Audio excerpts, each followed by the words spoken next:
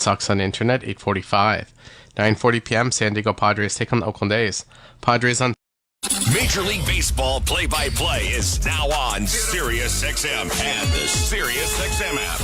Why do I love calling this game? Calling this game. Calling this game. Calling this game. Why do I love calling this game? It's because I get a chance to bring some joy into people's lives. Anything can happen on a baseball field. We've got a new game. It's perfectly unscripted theater. Everybody on their feet. Because you never know what you're going to see on a given day. It is bedlam at the bank as Bryce Harper has put the Phillies on top. There's just something about baseball on the radio. Something about the way wood hits leather. A swing and a drive to deep left center. The way leather hits dirt. And he made the play. Oh, my. The way a deep fly ball sounds like it's about to change history. High fly ball to center field. It's hit pretty well toward the wall. Until the cleats hit the grass, hit the crushed brick, and then nothing but sky and a silent crowd. Until leather hits leather and 40,000 fans lose their collective minds. In a perfect symphony of chaos. He jumped up on top of the wall, balanced himself, and caught it. The way nothing triumphs a perfectly honest call. I don't believe what I just saw. And the way the right voice can make a moment live forever. Touch 'em all, Joe. You'll never hit a bigger home run in your life. Outsiders may think this is just two teams. The ball, a bat, and a microphone. But no. For over 100 years, this has been the soundtrack of the American pastime. He struck it out looking. It's over. It's over. The Rangers have won the World Series. The soundtrack of summer. This is Major League Baseball on the radio. Right now on SiriusXM. All rise. Coming in 5. Get ready to play. 4. Get up. Get up. 3. Can you believe it? Put your seatbelt on. Wow. My goodness. Major League Baseball play-by-play is now on SiriusXM and the SiriusXM app.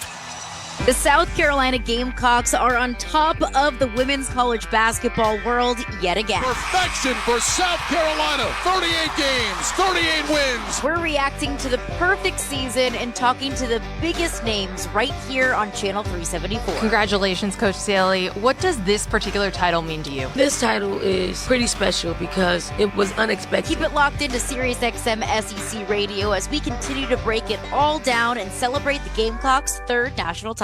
The Busted Open podcast is now available on YouTube. This is Dave LaGreca, host of Busted Open, the #1 pro wrestling show on the planet. You can now watch and listen to the award-winning Busted Open podcast every single day on YouTube. Our best interviews, behind-the-scenes access, and some of our best content from the past. All available right now when you go to youtube.com/@BustedOpenPodcast. Subscribe right now. The NASCAR Cup Series is on SiriusXM. We're back on the track Sunday, 6 p.m. Eastern. It's the Iowa Corn 350, powered by ethanol from Iowa Speedway. Yeah. On SiriusXM NASCAR Radio Channel 90, in the car, and on the all-new SiriusXM app. Get closer to everything that moves you, wherever you are, with the SiriusXM app. Let's make some smoke and drink some beer. Yes! Nobody covers the National Football League like SiriusXM NFL Radio. Mahomes fires it late for the end zone. Caught! Touchdown! Get the latest news from OTAs to minicamps, all the way through training camps. We don't care about expectations. Talk doesn't win games. Our panel of experts is getting you ready for the 2024 season. The more I watch this guy, the more I like him. There's a story for every team on SiriusXM NFL Radio Channel 88 in the car and on the all-new SiriusXM app. You love listening to baseball. You love talking about baseball, and so do we. That's why SiriusXM has the only channel on the radio dedicated to baseball 24/7. It's MLB Network Radio, SiriusXM Channel 89. News, opinions, passionate baseball talk from former players and GMs, plus interviews with players, managers, and executives, original specials, and much, much, much more. All baseball, every day, on your radio. If you can hear me right now, you've got MLB Network Radio, SiriusXM Channel 89, and on the SiriusXM app. You love listening to baseball. You love talking about baseball. You love yelling at your buddies about baseball because they love baseball, and so do we. That's why SiriusXM has the only channel on the radio dedicated to baseball 24/7. It's MLB Network Radio, SiriusXM Channel 89. News, opinions, passionate baseball talk from former players and GMs, plus interviews with players, managers, and executives, and much, much, much more. If you can hear me right now, you've got MLB Network Radio, SiriusXM Channel 89, and on the SiriusXM app. CJCL Toronto.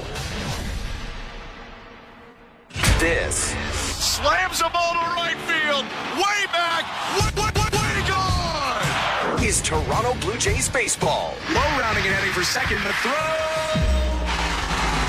in time on the Sportsnet Radio Network. A trip to the home of the National League Central leaders. Following a dramatic series win in Oakland, the Blue Jays travel up to American Family Field in Milwaukee, Wisconsin to battle the Brewers for the only time this season. Hi, everyone. Hope you've had a good start to your week. I'm Ben Schulman alongside former Major League pitcher Chris LaRue. Show Ali is our host and producer, and Tom Young is our technical director. Toronto Blue Jays baseball is brought to you by the local family-owned Crown Rust Control Centers in Brantford and Woodstock. Protect your vehicle from rust today. Find your local family-owned Crown at crown.com, Canada's #1 rust protection. Toronto's rotation has led the way as the Blue Jays have won 4 of 5 through the last turn. The guy who started that run, Jose Berrios, brings his sub-3 ERA to the Milwaukee mound tonight. For the Brew Crew, journeyman Colin Ray tries to build on recent success amid tons of rotation injuries for Milwaukee. First pitch coming up next. You're listening to Blue Jays Baseball, streaming on Sportsnet.ca, the Sportsnet app, and across the Sportsnet Radio Network.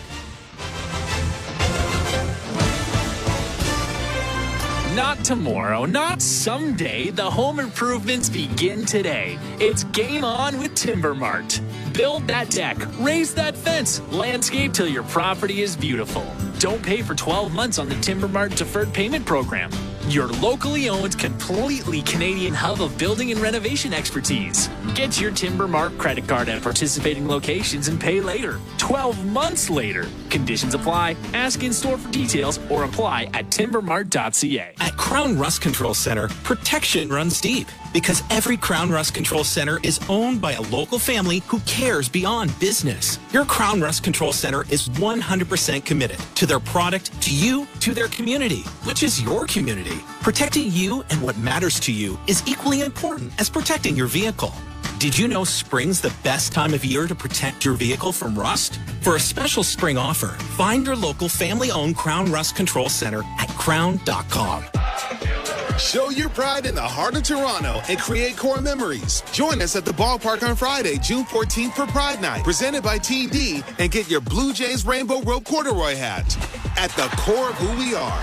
Celebrate pride and enjoy great Pride Night activities around the ballpark. On Friday, June 14th, arrive early to get your Blue Jays Rainbow Rope corduroy hat giveaway. Pride Night, presented by TD. For tickets, visit BlueJays.com. This is Kendall Rogers from D1 Baseball. Right now, we're breaking down the College World Series from every angle on the D1 Baseball podcast on the SiriusXM Podcast Network. Find out who will be standing tall in Omaha with me, Mike Rooney, Aaron Fitt, and Joe Healy all week long. Yeah, I mean, on paper, this is a big mismatch. I mean, the talent discrepancy is huge. It's college baseball at its best. To hear the D1 Baseball podcast today, plus exclusive SEC and ACC content, search D1 Baseball on the SiriusXM app or wherever you get your podcasts. Blue Jays fans, after this game, get back to what's really important. Your fantasy football team. We're talking about it right now on Fantasy Sports Radio, Channel 87, and the SiriusXM app. With one down, the 2-1 pitch. Swing and a smash. Left center field. Over the head of the outfielders and down on the track. Bichette scores. Clement scores. Marshall around third. Throw to the plate late. It's a bases clearing double for Isaiah Kiner-Falefa. The Blue Jays up 6-3 on a 5 RBI day by IKF. Credit to the guys, I think that we understand this is a long season and there's still 96 games left, so proud of the way they're going about it, really, with some adjustments that have been made, pitchers stepping up, and I think our bat's getting better. So love the way they fought back today, really. I mean, that's to get out of here with 2 and after a tough one on the first night here, really, really couldn't be prouder of them. But they're in a good spot right now. That's Blue Jays manager John Schneider talking about the comeback win Toronto had yesterday to take the series from Oakland, led by a career-high 5 RBIs for Isaiah Kiner-Falefa. About to start the series in Milwaukee. I'm Ben Schulman alongside Chris LaRue. And it wasn't just yesterday, Chris. Recently, IKF has come up a ton for the Blue Jays in big spots and delivered in almost all of them. Well, he's a guy that every roster needs. He's a guy that really does everything. He slows the game down when he comes up in those big situations, a lot like he did yesterday. Waited for his pitch, fouled off some tough pitches, and then he got that slider right down the middle and absolutely demolished it to left center. But I love the demeanor. I love the fact that he slows the game down. And look, he's hitting almost 300 in his last 30 games. He's a guy that is a productive member of this lineup, and I've raved about him all season, and finally everybody else is as well.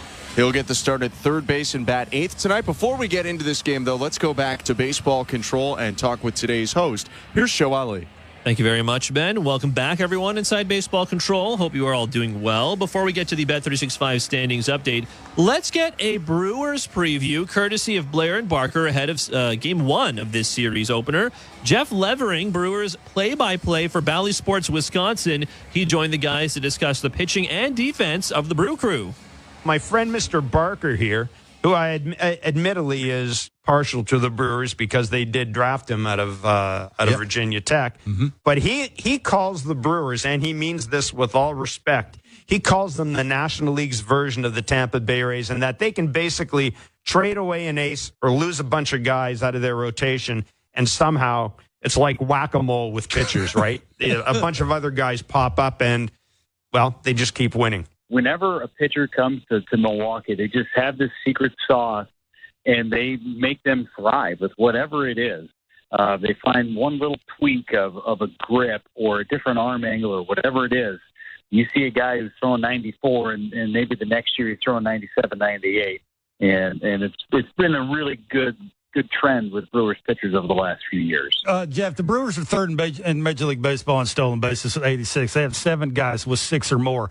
Is that on purpose coming into the season? Is that one of the ways that you can sort of overcome what you're not doing either offensively, which they're doing okay offensively, or on the pitching side of the ball? I think absolutely it's with intent. The Brewers have put this roster together knowing that they have a lot of team speed, and in spring training, they were running into a lot of outs. They were stealing bases and getting caught. They were trying to steal bases and getting caught. They were getting backpicked. They were thrown out going from first to third. They're trying to score from first base on a ball and gapper down the line. This is all with intent, and there were a lot of people in spring training that this is not sustainable. But you make those mistakes in spring training so that you don't make those mistakes during the regular season. I think the Brewers have been the best base running team in Major League Baseball. I know the Reds have a ton of stolen bases, and that's the Ellie De La Cruz effect. But the Brewers are running with intent. They're putting a ton of pressure on defenses. They're making defenses make a lot of mistakes. That's what makes this series really intriguing, is that the Toronto team plays outstanding team defense. Mm-hmm. Can the Brewers pressure them into making some mistakes, or can the Blue Jays withstand it? We saw it a lot in the Phillies series over the last road trip. Phillies made and converted 4 outs at home plate, and that ended up being a difference in the series when the Brewers got swept by Philadelphia. But it is definitely with intent that the Brewers are showing off the speed that they have on this roster. That is Jeff Levering on with Blair and Barker on the Brewers TV call of this series. Catch the full chat on the Blair and Barker podcast feed. Let's check that Bet365 standings update at Bet365. You can watch thousands of live games, build your own bet. You can even make a bet while the game is still being played. 19 plus, play responsibly. Ontario only. Let's check the AL East. Yankees 46-21. The Orioles are 42-22. The Red Sox are exactly 500. They're 33-33. The Jays are out of the basement. They're 32-33. The Rays are 31-34. Don't forget, we do have Jays Talk tonight. Blair and Barker have the postgame show. Blair will throw the numbers for you to call out after the final out. Okay, we are just about ready to go. Let's get you over to some action. Here's Ben Schulman and Chris LaRue. Thank you very much, Joe. Blue Jays about to hit in the top of the first. Let's quickly go through John Schneider's lineup. Davis Schneider leads off, plays left. Batting second, the second baseman, Spencer Horwitz. First baseman, Vladimir Guerrero Jr. bats third. The shortstop, Bo Bichette, cleans up. DH Daniel Vogelback behind him. Batting sixth, the right fielder, George Springer. It's Dalton Varsho in center field, batting seventh. Isaiah Kiner-Falefa, the third baseman, hits eighth. And the number 9 hitter and catchers, Alejandro Kirk. Jose Berrios will start for the Blue Jays. On the Brewers side, Bryce Terang, the second baseman, leads off. Catcher William Contreras bats second. Former MVP Christian Yelich hits third, plays left. Willie Adames, the shortstop, bats cleanup. DH Rhys Hoskins hits fifth. Sal Frelick, the center fielder, bats sixth. Third baseman Joey Ortiz hitting seventh. First baseman Jake Bauers hitting eighth. And the right fielder rookie Jackson Chourio bats ninth. On the mound for the Brewers is Colin Ray, the righty, making his 11th start of the year, 13th appearance. A couple times they put an opener in front of him. He's got a 3.5 ERA and just under 64 innings pitched this year.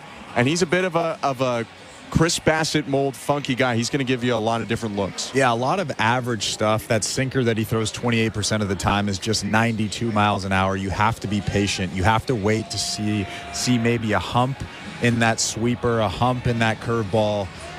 Like you said, he's Chris Bassett type of pitcher, and we all know that's a tough pitcher to face. Davis Schneider stepping in for the Blue Jays. Toronto in their baby blue uniforms and pants today. The Brewers in the home whites. Schneider at the plate. Ray kicks and delivers, and the fastball misses outside. 1-0. Time of the first pitch, 8:10 Eastern, 7:10 in Milwaukee. The roof is closed at American Family Field in Wisconsin. 1-0. Swing and a miss. Cut through a heater on the outside edge. 1-1. The righty Ray stands 6'5", 220 pounds. A 33-year-old from Cascade, Iowa.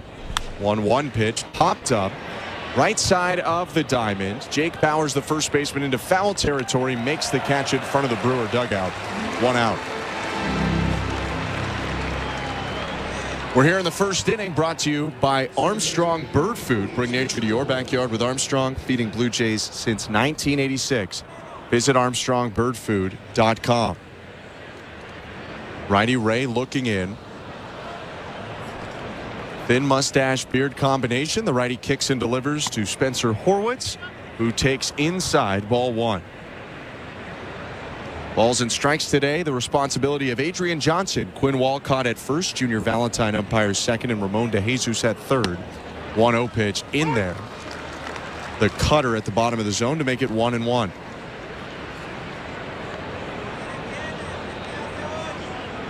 Third major league game for Horwitz. 1 for 6, 2 walks. 1-1.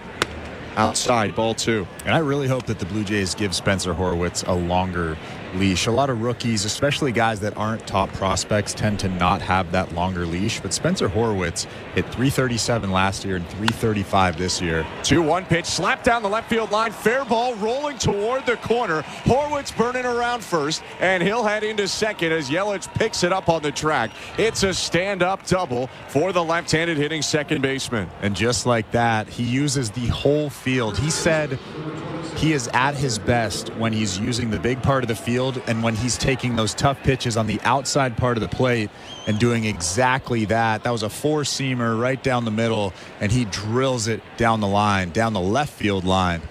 It's a big base hit right there for Spencer Horwitz. It's good timing by you as well. Give the guy a leash. He's leading off second. 1 out, no score, top of the first. Here's Vladimir Guerrero Jr. A peek at Horwitz in the pitch. Called strike 1. The mix for Ray is sinker, cutter, sweeper, four-seamer, and then an occasional splitter and occasional curve. Here's 0-1. Fastball in there, nothing in 2. 2 pitches over the fat part of the plate so far to Guerrero, but he's taken both for strikes. And you can see just how frustrating it is to face a guy that has 6 different pitches. 0-2. Swing and a foul off. That was a fastball in on the hands. And William Contreras was actually making noise in the dirt like he was moving inside and then quickly moved to the outside part of the plate. A little bit of cat and mouse right there with Contreras and Guerrero. Dragging his glove off to his left. The 0-2 again. Outside, tough take by Vlad. He takes a fastball just off the plate, make it 1-2. 292 hitter, leads the Blue Jays in walks as well with 36. Also 7 home runs and 30 RBIs. Horwitz on second, 1 out, top of the first. Ray from the stretch, the pitch. Yanked it down and away, 95 from the righty, but it's 2-2. Check out those shoes on Vladimir Guerrero Jr. The Jordan 11s, the baby blue Jordan 11s. I haven't seen him pull those out yet this season. It's got a lot going on. The baby blues, the new shoes, all pink protection on his shin, his elbow, his hand. 2-2, low ball 3. And Guerrero has been stubborn this at-bat. He's fouled off 1 pitch. He's seen 6, and he's got a full count. Yeah, it looks like he's seeing the ball really well, although he did take those very hittable fastballs early on in the count. Blue Jays trying to jump on Colin Ray early. That's been a struggle for the righty. His 3-2 pitch is hit on the ground left side at the shortstop. Horwitz taken off for third. Adames to third. Gets Spencer Horwitz. And that'll be the second out of the inning. Horwitz taking a gamble there. And Adames, one of the best in the game at short, gets him on a fielder's choice ground out. Guerrero at first. Yeah, that was a bit of a gamble. The general rule is if you're at second base and that ball is hit in front of you, you freeze and maybe go back to second base. That ball right there, kind of flip a coin. It looked like Adames might go to third, might go to first. And Horwitz obviously made the wrong choice going to third there, but a good play from Adames. So now 2 down in the pitch to Bo Bichette. Called strike 1. Bo, a .239 hitter, 13 doubles, 4 homers. Went hitless yesterday in 4 at-bats. The 0-1. Downstairs. Mentioned Toronto wants to jump on Ray early. In the first inning of games, Colin Ray is giving up a .362 batting average, 5th worst in Major League Baseball, minimum 100 batters faced. A kick in the pitch. Swing and a hot shot foul off to the right into the seats, 1-2.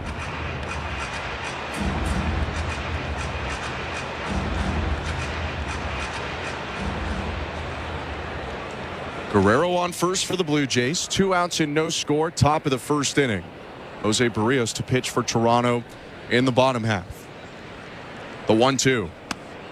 Just outside. 2 balls, 2 strikes. Ray had started to walk off the hill but turns back. Yeah, that was a tough take from Bo Bichette.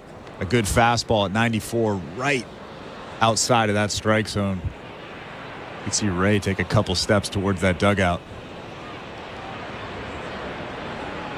The 2-2. Swing and a bouncer, foul off to the right. Fastball left over the plate. Bichette a little bit late, but he fights it off to stay alive. White long sleeve for Bo on his right arm. He's got white, gray, and blue elbow protection on the front left arm. Stands on the toes of his front left foot. And the 2-2 again. Swing and a fly ball down the right field line. Running back Chourio reaches out, makes the catch in the corner to end the inning. The Blue Jays don't score on 1 hit. They leave 1 on. And we will go to the bottom of the first in a scoreless game with Berrios pitching against the Brewers next. You're listening to Blue Jays Baseball, brought to you by your local family-owned Crown Rust Control Center, streaming at sportsnet.ca and the Sportsnet Radio Network. Hi, I'm Buck Martinez, live from the showdown between pizza, and inflation. First to the plate, with over 2 million sold, it's Fixed Rate Pizza, a hot and fresh extra-large 4-topping pizza for a fixed price of $17.99 until the end of 2024. Here's the delivery. And inflation strikes out. That's a swing and a drive for Fixed Rate Pizza. Lock in yours today. Order pizza.ca. At Crown Rust Control, protection runs deep because every Crown Rust Control Center is owned by a local family who cares beyond business. Your Crown Rust Control is 100% committed to their product, to you, to their community, which is your community. Protecting you and what matters to you is equally important as protecting your vehicle. Did you know spring's the best time of year to protect your vehicle from rust? For a special spring offer, find your local family-owned Crown Rust Control Center at crown.com. At Bet365, we don't do ordinary. That's why we introduced in-game betting. Because when the game starts, the action doesn't stop. With in-game betting, you can wager on game props, player props, totals, and the money line. And remember, in-game, you can track your same-day parlay with the option to cash out. Check out in-game betting and find out why. It's never ordinary at Bet365. Must be 19 years or older. Ontario only. Please play responsibly. If you or someone you know has concerns about gambling, visit connexontario.ca. This is Toronto Blue Jays baseball. Springer charges the ball to left field. It's in the seats, and the Blue Jays are on the board. On Sportsnet 590 The Fan and the Sportsnet Radio Network. Jose Berrios drawing in the dirt on the back of the mound as he gets set for his 14th start of the year. Puerto Rican right-hander with a .280 earned run average, kicks and deals to Bryce Terang and misses high and outside. 1-0. Blue Jays at American Family Field, bottom of the first, no score. Blue Jays and Brewers. Terang, a .306 hitter, takes the next pitch. It's on the outside edge to make it 1 ball, 1 strike.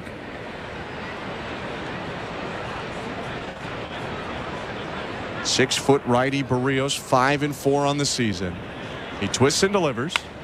And it's yanked to first, caught on a leap by Guerrero. A line drive stolen away from right field. Berrios points to Vlad. There's one down. And he made that play pretty easily.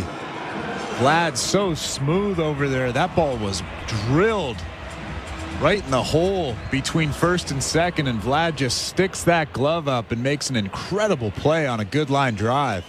Looked like the Air Jordan logo jumping to his right, made a backhanded catch. And there's one out. The pitch to William Contreras, outside, ball 1. He's Chris LaRue. I'm Ben Schulman. Welcome to the Timber Mart broadcast booth. Contreras, a .309 hitter at the plate. 1-0. Downstairs, 2-0. This is a Brewers offense with Terang, who was just retired, then Contreras, then Yelich, has 3 300-plus hitters at the top of their lineup. 2-0. Slurve misses outside, 3 balls and no strikes. And they're very quietly one of the best offenses in baseball. Yeah, they score almost 5 runs a game, top 5 in runs per game. And they don't necessarily do it the conventional way. They're an average home run hitting team. 3-0. Lifted foul, 3 balls and 1 strike. Yeah, it's really difficult, especially with the type of pitching that's in Major League Baseball nowadays, to just be able to string together 3 or 4 hits in a row, and the Brewers seem to be good at that. Brewers hit a ton of singles, steal a lot of bases. 3-1 is bounced to the left side, gloved by Kiner Falefa, throw over to first, and there are 2 down.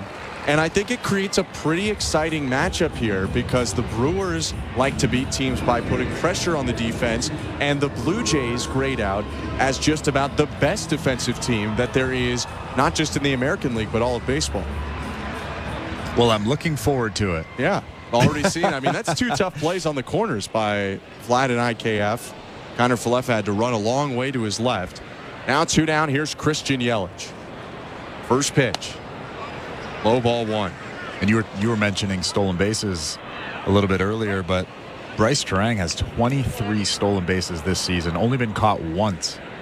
Brewers as a team have stolen 86 this year, 3rd most in baseball. Yelich, a .324 hitter, batting from the left side. Here's the 1-0. Low ball 2. 6 doubles, 6 homers, 29 RBIs for Yelich in 39 games. He's missed a little bit of this season with a lower back strain, but he's looked about as good as he's looked in a handful of years, and he shoots the 2-0 to deep left field. Going back, Schneider onto the track, makes the catch, and ends the inning. Some hard contact to start and finish the inning, but 1-2-3 for Jose Berrios. Scoreless ball game going to the second. You're listening to Blue Jays Baseball, brought to you by your local family-owned Crown Rust Control Center, streaming at sportsnet.ca and the Sportsnet Radio Network. The NBA Finals are on Sirius XM. Each game presents different challenges. Whenever your number is called, just be ready to do it. It's Jason Tatum's Celtics. Tatum goes by McDermott, muscles it up and in, scoring a foul. Versus Luka Doncic and the Mavericks. Luka between his legs, stepping back for the win. He got it! It's Game 3, Wednesday night at 8:30 Eastern on NBA Radio Channel 86. And listen to the hometown announcers on your radio and the all-new Sirius XM app.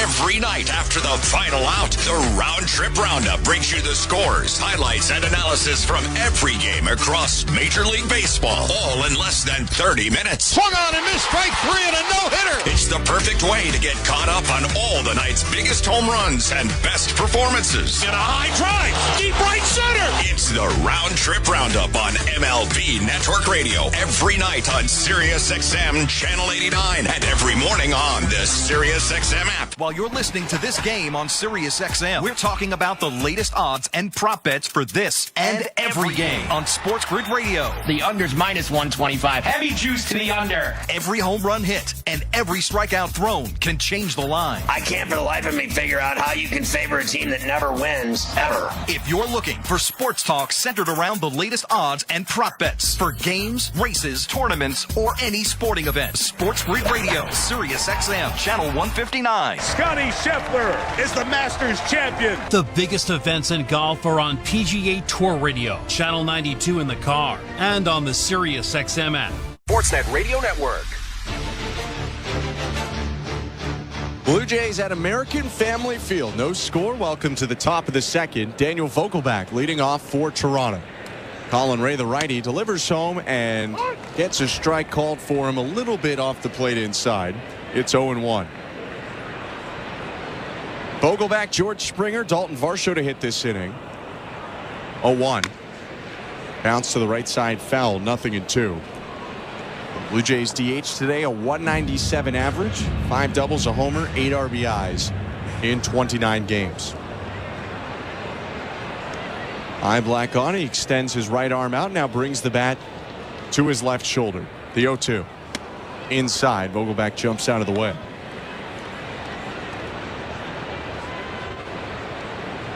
Second inning for Colin Ray, who gave up a double in the first, got out of it unscathed, but used 20 pitches in that first inning. His 1-2 is hit on the ground right side, backing up the first baseman, Bowers, who flips back to Ray, and there's one out. The second inning is presented by Bet365. At Bet365, you can bet live in-game on game props, totals, and the money line. Download the app and find out why it's never ordinary at Bet365. 19 plus. Play responsibly. Ontario only. I'm Ben Schulman alongside Chris LaRue. One out, top of the second. Scoreless game. Here's George Springer. Ray's pitch. Swing and a miss at a high cutter. 0-1. Colin Ray, a 12th rounder by the Padres in 2011. Circuitous route to the majors, pitched at 3 different colleges. 0-1 pitch at the knees, 0-2.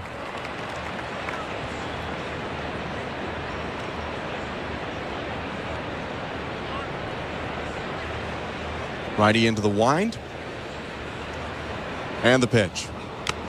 Foul tipped into the glove. Strike 3. He gets Springer on a sweeper, a 3-pitch strikeout. And there are 2 down. And pretty much all 3 of those swings right there, you can see his front shoulder flying out. George Springer trying to do a little bit too much with those pitches. And after that last swing, you could see him screaming at himself. Not overly pumped about the swings that he just took and the last pitch that he just swung at. For Springer, it's a strikeout. Now Dalton Varsho up, 2 down. First pitch strike, 0-1. Varsho, a .217 hitter, 10 homers. Facing the righty Ray, who once pitched against the Blue Jays in 2016. Misses outside 1-1. Now facing Toronto for the second time in his career. Has been a Padre, very briefly a Marlin, a Cub, and now a Brewer. 1-1. Swing and a bouncer to second base, charging in Terang gloves, throws on the run to first, and ends the inning. 1-2-3. The Blue Jays go down in the top of the second. Still searching for our first run, middle of two. Blue Jays and Brewers. You're listening to Blue Jays Baseball, brought to you by your local family-owned Crown Rust Control Center, streaming at sportsnet.ca and the Sportsnet Radio Network. At Crown Rust Control Center, protection runs deep because every Crown Rust Control Center is owned by a local family who cares beyond business. Your Crown Rust Control Center is 100% committed to their product, to you, to their community, which is your community. Protecting you and what matters to you is equally important as protecting your vehicle. Did you know spring's the best time of year to protect your vehicle from rust? For a special spring offer, find your local family-owned Crown Rust Control Center at crown.com. We're two men and a truck. So, you're moving to a new home, and all that's left to do is to call a mover you know you can trust. Well, naturally, you think two men and a truck, since you know they have lots of men and lots of trucks. They'll wrap, pack, and move everything you own. With a 96% referral rating and the professionalism you can trust, the choice is simple. For a free in-home estimate, call today. We're two men and a truck. Two men and a truck, the movers who care. Not tomorrow, not someday. The home improvements begin today. It's game on with Timber Mart. Build that deck, raise that fence, landscape till your property is beautiful. Don't pay for 12 months on the Timber Mart deferred payment program. Your locally owned, completely Canadian hub of building and renovation expertise. Get your Timber Mart credit card at participating locations and pay later. 12 months later. Conditions apply. Ask in store for details or apply at timbermart.ca. This is Toronto Blue Jays baseball. Kikuchi has struck out 4 of the last 6. On Sportsnet 590 The Fan and the Sportsnet Radio Network. Bottom of the second inning, Blue Jays in Milwaukee. No score. Blue Jays and Brewers. I'm Ben Schulman alongside Chris LaRue. Thanks so much for tuning in tonight. Jose Berrios kicks and delivers to Willy Adames. Called strike one. Former Ray, now Brewers shortstop, having a pretty good year. .243 hitter. Leads the team with 17 doubles. Also has 9 homers. Right on right pitch. Bounce foul, 0-2.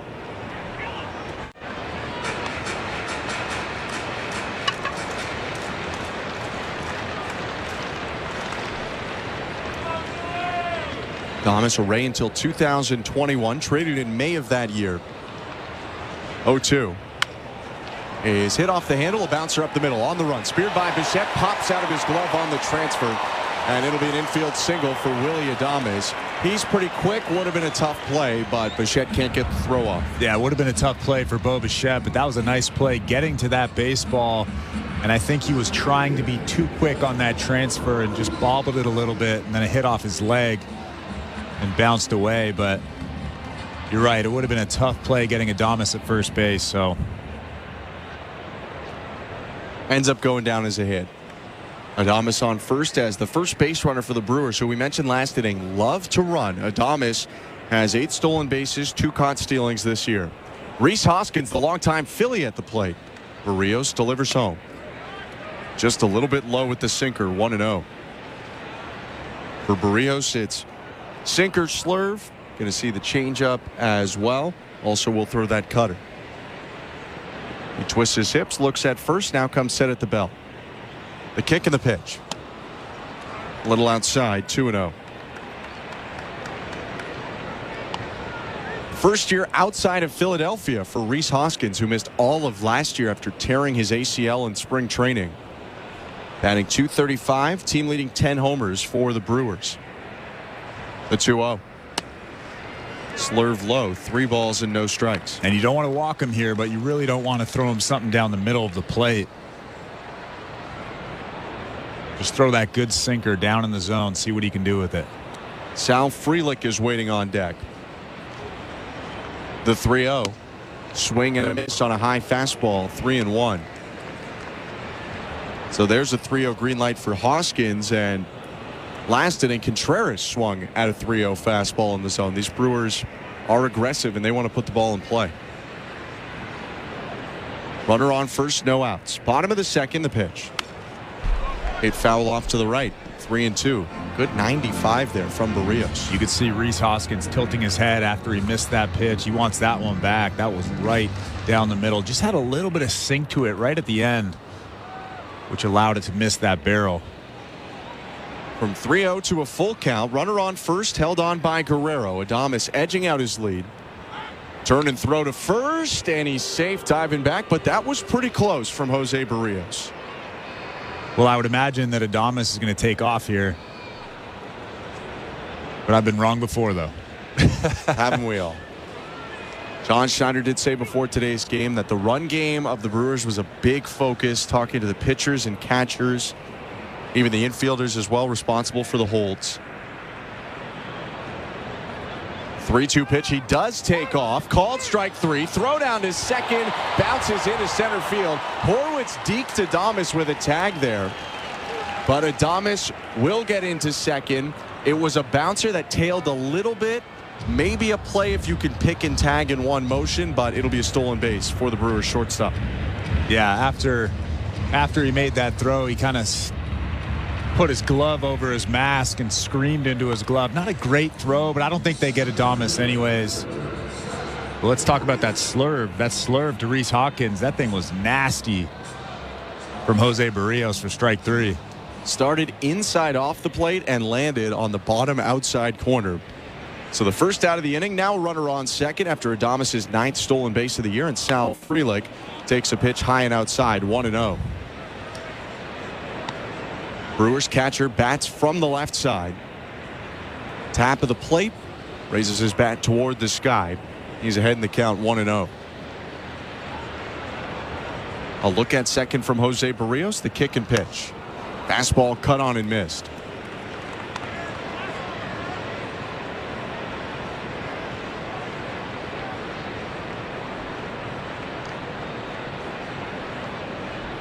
Frelick debuted in the majors last year, now in his second season.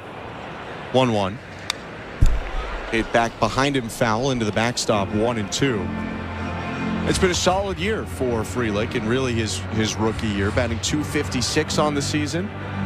Couple of homers, 14 RBIs. Well, for a guy that only has 2 homers, it sure looks like he's trying to go deep. He's a very athletic player. He's playing center field. A big part of his package. 1-2 pitch yanked down and in. Frelick dancing out of the way, skips across the plate. Now we'll walk back to the lefty side. It looks like they're trying to stay hard with Frelick, but if I was Jose Berrios, I would throw a changeup down and away, see if Frelick can swing over top this pitch right here. 2 looks at second and the 2-2. Slurve misses down, full count. A deep breath from Jose Berrios, looking out to the outfield bleachers. You can tell he's frustrated with that pitch right there. He's been scattering a little bit. He's just over 50% strikes right now. 3-2 offering. Swing and a pop-up on the changeup in the middle of the diamond. Bo Bichette right beside second makes the catch, and there are 2 outs. Yeah, that changeup that I called was a 2-2 count, but an even better changeup is a 3-2 count, and Jose Berrios mixes it in right there. You can see Frelick way out in front. Jose Berrios clapping his hands. That's a good pitch right there. So 2 down, still the runner on second. No score, bottom of the second. And the former Oriole acquired in the Corbin Burns trade, Joey Ortiz, up to the plate. First pitch. Outside, ball 1. Exciting news. Jays Care is giving away a record 157 early bird prizes during this month-long 50-50 jackpot, from memorabilia to City Connect merch and travel packages. Visit bluejays.com/5050 from Ontario or Nova Scotia. 1-0 pitch bounced up the middle, fielded by Bichette, throws across his body, long stretch at first by Guerrero, and that'll do it to end the inning. Bo Bichette with a nice play after the infield single to short to start it. He and Jose Berrios keep the Brewers off the board despite a hit. No score going to the third. You're listening to Blue Jays Baseball, brought to you by your local family-owned Crown Rust Control Center, streaming at sportsnet.ca and the Sportsnet Radio Network. Not tomorrow, not someday. The home improvements begin today. It's game on with Timber Mart. Build that deck, raise that fence, landscape till your property is beautiful. Don't pay for 12 months on the TimberMart Deferred Payment Program. Your locally owned, completely Canadian hub of building and renovation expertise. Get your TimberMart credit card at participating locations and pay later. 12 months later. Conditions apply. Ask in store for details or apply at timbermart.ca. When Blue Jays starter Kevin Gossman is on the mound, you hear a lot of pops at Rogers Center. The pop of the ball hitting the catcher's mitt. The pop of the crowd as they cheer on another Gossman strikeout. But most importantly for Goss, the pop of his bubble gum. Swing and a miss. Got him on the splitter again. One of the best at his craft. Gossman loves his gum. So be one of the first 15,000 fans on Wednesday, July 3rd and get your Kevin Gossman bubblegum bobblehead. Get your tickets at BlueJays.com. At Bet365, we don't do ordinary. That's why we introduced in-game betting. Because when the game starts, the action doesn't stop. With in-game betting, you can wager on game props, player props, totals, and the money line. And remember, in-game, you can track your same-day parlay with the option to cash out. Check out in-game betting and find out why. It's never ordinary at Bet365. Must be 19 years or older. Ontario only. Please play responsibly. If you or someone you know has concerns about gambling, visit ConnexOntario.ca. Every day I'm hustling, every day I'm Hey, this is Kevin Kiermaier. You're listening to Toronto Blue Jays baseball on the Sportsnet Radio Network. Every day I'm hustling. The third inning is brought to you by the local family-owned Crown Rust Control Centers in Brantford and Woodstock. Protect your vehicle from rust today. Find your local family-owned Crown at crown.com. Canada's #1 rust protection. Colin Ray starts IKF off with a strike to begin the top of the third. No score, Blue Jays and Brewers. Next pitch to Isaiah Kiner-Falefa. Foul tipped into the glove. 0-2. I'm Ben Schulman alongside Chris LaRue. Show Ali, our host and producer today. Tom Young, our technical director. The 275 hitter IKF faces an 0-2. Swing and a pop-up. Just back of second, making the call in shallow right. The second baseman, Bryce Terang, squeezes it for the first out. Mentioned Colin Ray's been around with a couple teams. Started with the Padres and really had a lot of his time with them for his major league career. Made 19 starts in 2016. Traded to the Marlins in a deal that sent Josh Naylor and Luis Castillo, now Mariners pitcher, over to the Padres. First pitch to Alejandro Kirk, hit foul, 0-1. But in one of the weirder deals, Ray goes to Milwaukee, makes one start, goes to Miami, makes one start, ends up needing Tommy John right after that start, and the Marlins say, hey, you traded us an injured player. They reverse it back as Ray misses high and outside, 1-1. And so Luis Castillo, in a huge butterfly effect moment, doesn't end up getting traded to the Padres. Ray goes back to the Padres, and Castillo later gets traded to the Reds and then the Mariners.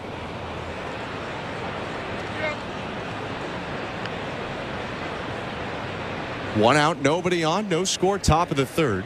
His pitch to Alejandro Kirk, down and away, 2-1.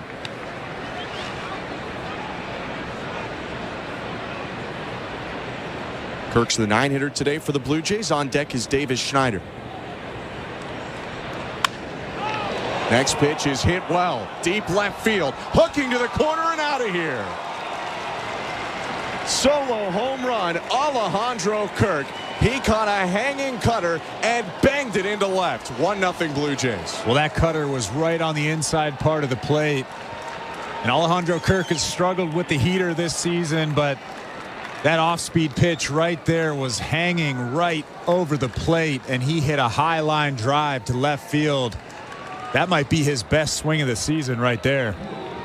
For Kirk, his second home run of the year, and that was a no-doubter. 405 feet, 110 miles an hour off the bat to left field. Next pitch to Schneider is hit down the right field line and into the stands. 0-1. Alejandro Kirk with that home run jacket. That must feel good.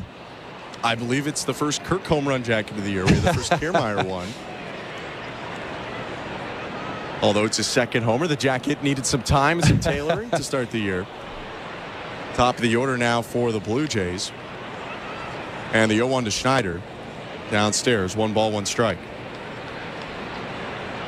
There's a lot of smiles in that dugout. Bo Bichette coming over to Alejandro Kirk, giving him a high five. Big smile on his face. The 1-1. Swing and a smash right center field. Going back free like the center fielder backpedals onto the track and makes the catch. 2 down, but loud contact. Back-to-back batters for Toronto. Yeah, that was a big swing from Davis Schneider. Takes that fastball that was up and away. Gives it a ride, probably about 10 feet from that fence out in right center. Good swing from Davis Schneider. So 2 outs, nobody on. 1-0 Blue Jays after the Kirk homer. And here's Spencer Horwitz batting from the left side. Ray twists and deals. First pitch fouled off, 0-1. Should I talk about him having a long leash again? I think you should. Every time he comes to the plate, I should talk about that. Horwitz came up with his first extra base hit of the year, second hit of the season in 3 games when he doubled in the first. The 0-1 outside.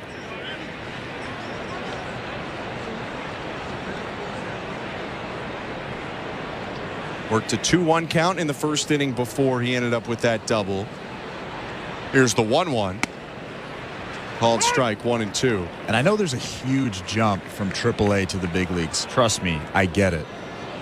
But if you're hitting 340, 335, and 337 in back-to-back AAA seasons, that has to translate. It has to. And for Horwitz, he had a little bit of sample last year. He came up for 15 games, and he held his own. He hit 256 in those 15 games, had a homer, on-base plus slugging in the 720s. 1-2 pitch, called strike 3. Looked a little off the plate inside, but a borderline pitch freezes Horwitz to end the top of the third. Blue Jays jump on top. The second home run of Alejandro Kirk's season makes it 1-0 Toronto, middle of the third. You're listening to Blue Jays Baseball, brought to you by your local family-owned Crown Rust Control Center, streaming at sportsnet.ca and the Sportsnet Radio Network. This is Kendall Rogers from D1 Baseball. Right now, we're breaking down the College World Series from every angle on the D1 Baseball podcast on the Sirius XM Podcast Network. Find out who will be standing tall in Omaha with me, Mike Rooney, Aaron Fitt, and Joe Healy all week long. Yeah, I mean, on paper, this is a big mismatch. I mean, the talent discrepancy is huge. It's college baseball at its best. To hear the D1 Baseball podcast today, plus exclusive SEC and ACC content, search D1 Baseball on the Sirius XM app or wherever you get your podcasts. Fantasy Sports Radio is helping you win your fantasy leagues. Right now on Channel 87. Aaron Judge drills a 3-run home run. From in-season fantasy baseball management to daily fantasy playoff basketball to reacting to the NFL draft, Fantasy Sports Radio is here to help you dominate. Don't ever take a player that you don't intend to keep all year. Don't do it. It's terrible management. Fantasy Sports Radio, your home for fantasy sports. Channel 87 and on the all-new Sirius XM app. The Blue Jays are in flight, leading 3-0. Blue Jays fans, this is Ross Atkins, and you're listening to Blue Jays Baseball on Sirius XM. Are you regretting eating that gas station hot dog? Yeah, we know. We've been there too. This is a message for baseball fans like you. Did you know that you get a channel that's talking baseball 24/7 as part of your Sirius XM subscription? What? Our lineup includes shows hosted by former big leaguers and executives. Plus, you'll hear from 17 managers each week. MLB Network Radio is on Sirius XM Channel 89, or just search MLB Network Radio on the SXM app. Sirius XM Sports. We're more than just a game. And the Sportsnet Radio Network. Bottom of the third inning, Blue Jays up 1-0 in Milwaukee. Welcome back to Blue Jays Baseball. Jose Berrios on the mound. Here's his pitch to the left-handed hitter, Jake Bowers. Swing and a miss. Strike 1.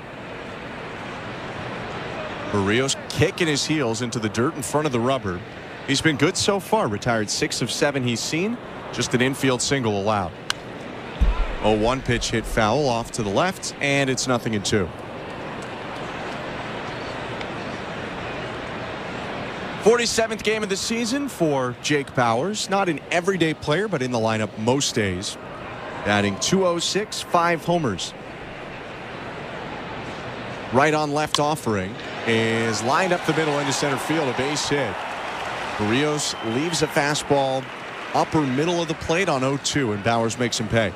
Yeah, they were trying to go up out of the strike zone there. And you said it, he leaves that thing in the strike zone, at the top of the strike zone, with a very hittable pitch, not a pitch that you want to throw 0-2. That's Chris LaRue. I'm Ben Schulman. 1-0 home half of the third. Here's the number 9 hitter, Jackson Chourio.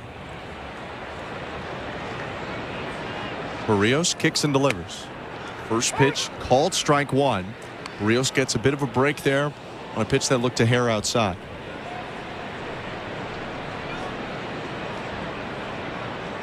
Chourio in his rookie campaign playing in his 57th major league game. Inside with the next fastball. He spins out of the way. It's 1-1. Why don't you tell us about that contract he signed? So that Jackson I was shocked about. Glad you mentioned it. 20-year-old outfielder from Venezuela signed a landmark deal this offseason. First, a peek at first in the 1-1 is bounced to the left side foul. Ball and 2 strikes. Chourio, before ever playing in a major league game, signed an 8-year, $82 million contract with the Brewers. That includes club options as well, worth $25 million each for 2032 and 2033, with $2 million buyouts each of those years. So it's 878 kind of, and he's guaranteed, or 880, and he's guaranteed at least $2 million in a buyout. 1-2 pitch, chop foul again. It is the largest contract ever signed by a major league player with 0 days of service time. It is a bit of a growing trend in baseball. Colt Keith and the Tigers did a similar thing this offseason. But it blew the most recent leader out of the water. Luis Roberts' $50 million deal that he signed with the White Sox was the previous record. 1-2 pitch, down and away, 2-2. As a 19-year-old in Double-A, which is a pretty advanced league, he hit .280 with 22 homers and 89 RBIs. And he stole 44 bases for the Biloxi Shuckers as well. Turn and throw to first, and they got him. Got him by a mile. Jake Bauers didn't even make it back to the bag. Broke the wrong way, and Jose Berrios picks him off. There's one down. Well, Jose Berrios shows off those quick feet right there. Makes a perfect throw to Vlad at first base. Jake Bauers actually took a couple steps towards second base. That's an easy pickoff right there. If you've watched the Yankees a bit, they do that hop step trying to time guys up as the 2-2 is hit well. Deep left field. Schneider back at the wall. Turns. It's out of here. Home run, Jackson Chourio. He responds to Kirk's blast, and it's a 1-1 game. Well, that was just a slurve at the bottom of the strike zone right down the middle, and Jackson Chourio shows us right there why he signed for $82 million. He's just 20 years old. First trip down the slide in this series for Bernie Brewer out in center field. And it both makes the pickoff more important, but, you know, a little bit disappointing in the way that the bases had just emptied up. And with 2 strikes, Chourio finds a way to muscle it out. So a 1-1 game as the top of the order comes up for the Brewers. And time is called. There was some sort of clock issue. Adrian Johnson making clear to both the hitter Bryce Terang and the pitcher Jose Berrios. No violation either way. They just didn't reset the clock correctly. 1 out, bottom of the third. Tie game. Bases empty the pitch. Terang strokes it foul to the left. 0-1. I bet he mixes in that changeup at some point during this at-bat. Didn't really see it a ton first time through the order for Jose Berrios. He did get Sal Frelick out on a change in the second. 0-1. Swing and a miss on a changeup. 0-2. Good call. And he has a good feel for it. That's the only reason why I say it. It's a feel pitch. The more you throw it, the better you can locate it, the more movement you have on it. And that pitch right there was almost like a split finger. It had so much downward action on it. Berrios with 1 strikeout today. Ahead in the count, 0-2. The righty kicks and pitches. Swing and a foul off. I don't know how Terang covered that pitch up and out of the zone by a couple baseballs in both directions. Yeah, tough pitch to foul off, but those are the ones that you have to foul off to stay in that at bat. Long bat for Terang, who's in a close stance. 0-2. Bounce to the plate. The Brewers are a bit of an old-fashioned offense, Turang is an old-fashioned leadoff hitter. He is high contact, left-handed hitter, puts the ball on the ground a ton, but uses his speed to leg out a lot of hits. 1-2. Swing and a bouncer to the left side. Sliding stop. Kiner Falefa gets up, throws to first. And that's the second out of the inning. That was another changeup off the plate, this time from Jose Berrios. Turang just sticks that bat out. Makes decent contact, but IKF with a nice grab and throw right there. 2 down. Here comes William Contreras. Home run for Chourio this inning. It's a 1-1 game, Blue Jays and Brewers. Berrios' pitch. Outside, ball 1. Welcome to the Timbermart broadcast booth. When it comes to home improvements, Timbermart has the expert advice and the right products at the right price, so you won't find yourself out in left field on your next DIY project. Game on, home team. Timbermart is Canada's building center. Check swing on a 1-0 in the dirt. He didn't go around. It's 2 balls, no strikes. If you were a GM, would you ever sign a player to an 8-year, $82 million as a 19-year-old? It's tough. I don't know how old Acuna was when he signed a similar contract. Now, he had, of course, played well in the majors. The Acuna contract is a really good one for the Braves. 2-0 slurve, called a strike. Berrios gets a big break there. That pitch looked low. It's 2-1. I mean, Chourio really didn't even excel that much at Double-A. 280, 22 homers, 89 RBIs. Sure, he had a bunch of stolen bases, but $82 million's a lot of money. Swing and a miss on a change, 2-2. I think for the Brewers, what they try to do, they're not going to spend big. I mean, this offseason alone, they've let go of some premium assets. They're trying to keep things at medium cost at best. 2-2. Chop to the left side. That'll hook foul. Still 2 balls, 2 strikes. And in an attempt to do that, they might, take a risk on a guy that could turn out to be a star. They obviously believe that Jackson Chourio is going to be a star player and that they would have to pay him a lot in arbitration.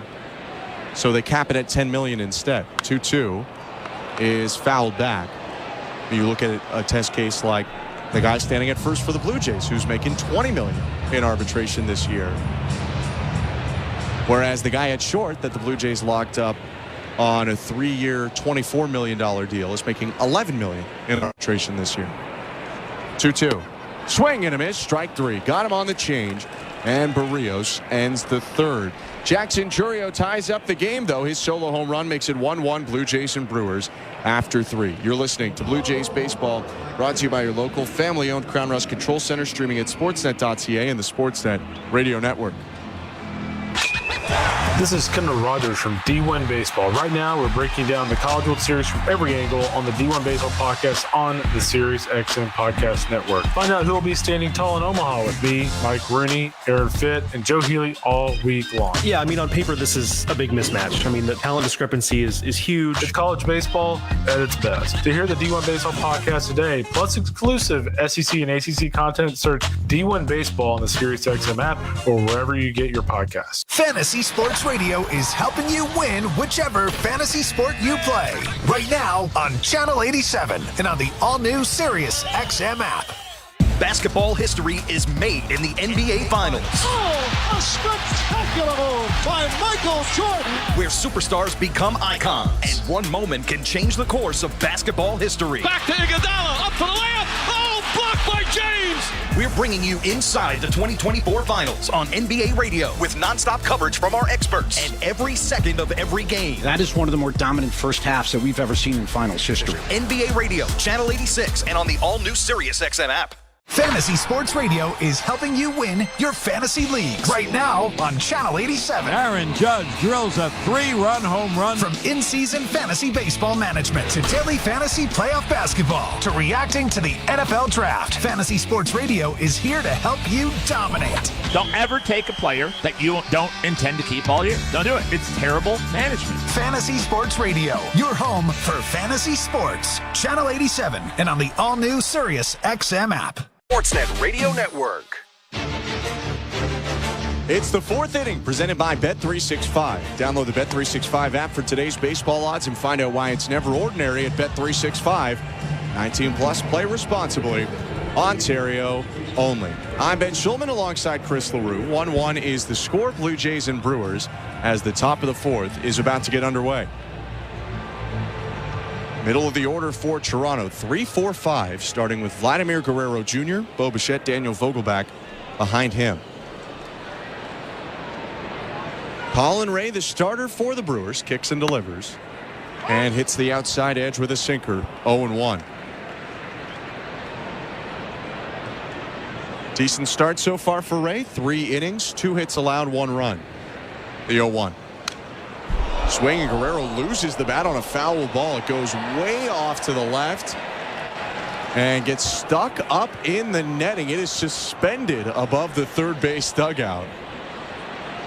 And I don't know how they're going to get that down. I think Vlad's going to get a new bat potentially, because you don't want to shake that netting and just have the bat fall 15 feet down. It's way up there. Well, I bet a lot of those fans are trying to figure out a way how they can get up there and get that bat.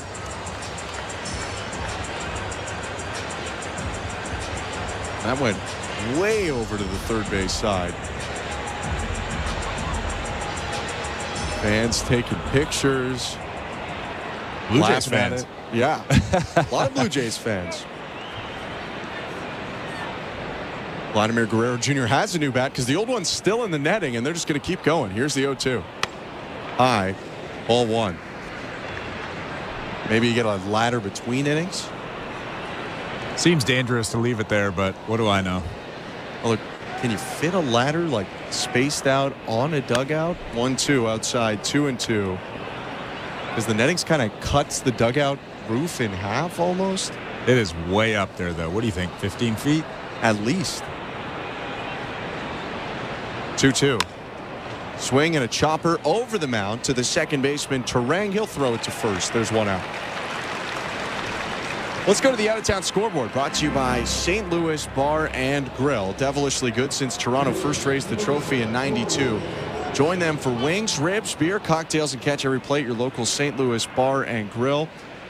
Download the app or visit stlouiswings.com for more details. Always devilishly good. On Sportsnet, the Stanley Cup Final. First pitch to Bo Bichette.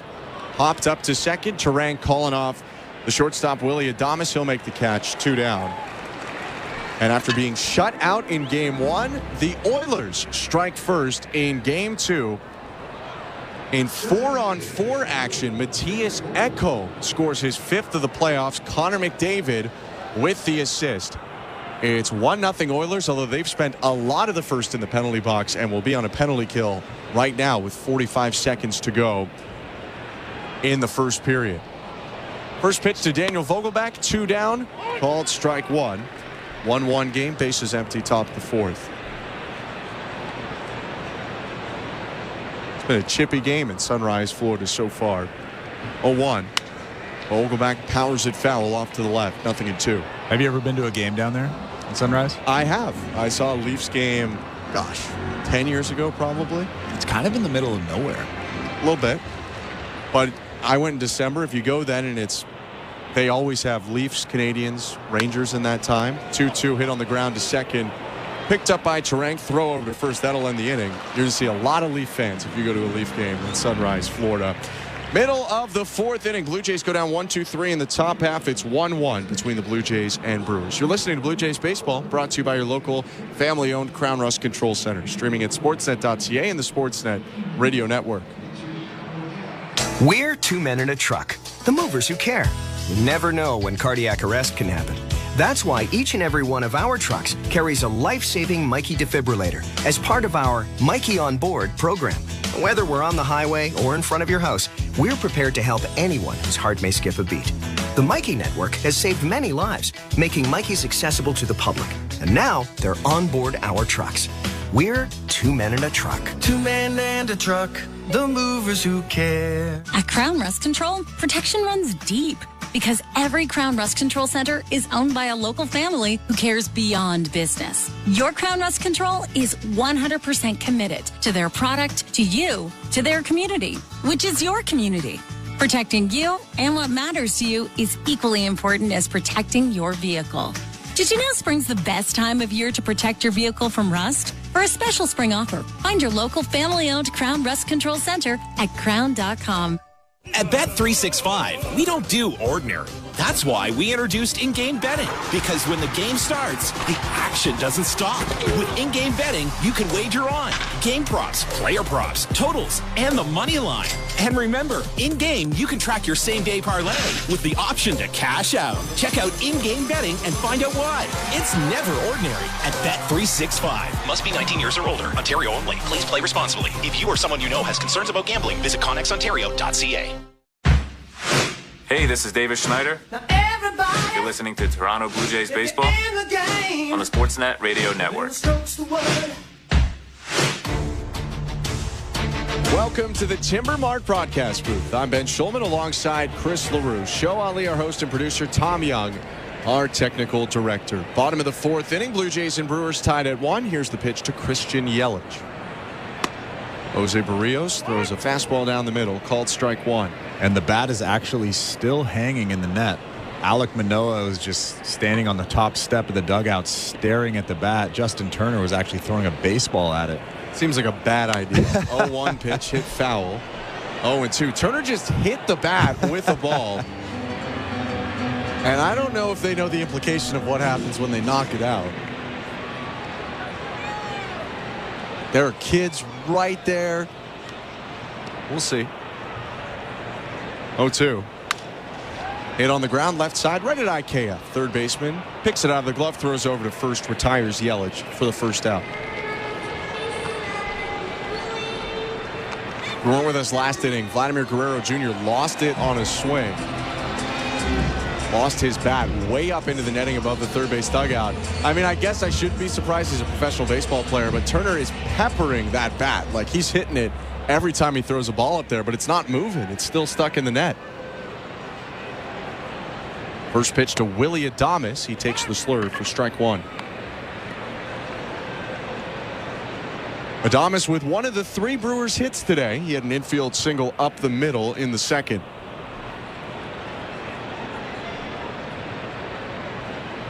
The 0-1. Fouled back into the backstop. And bouncing off the netting back onto the field of play. 0-2. There's a sign that actually says, please be aware of flying objects. What about objects that are stuck in the net? Should we be aware of those? I mean, they could fly at any moment. With 1 out, here's the 0-2. In the dirt. 1 ball and 2 strikes.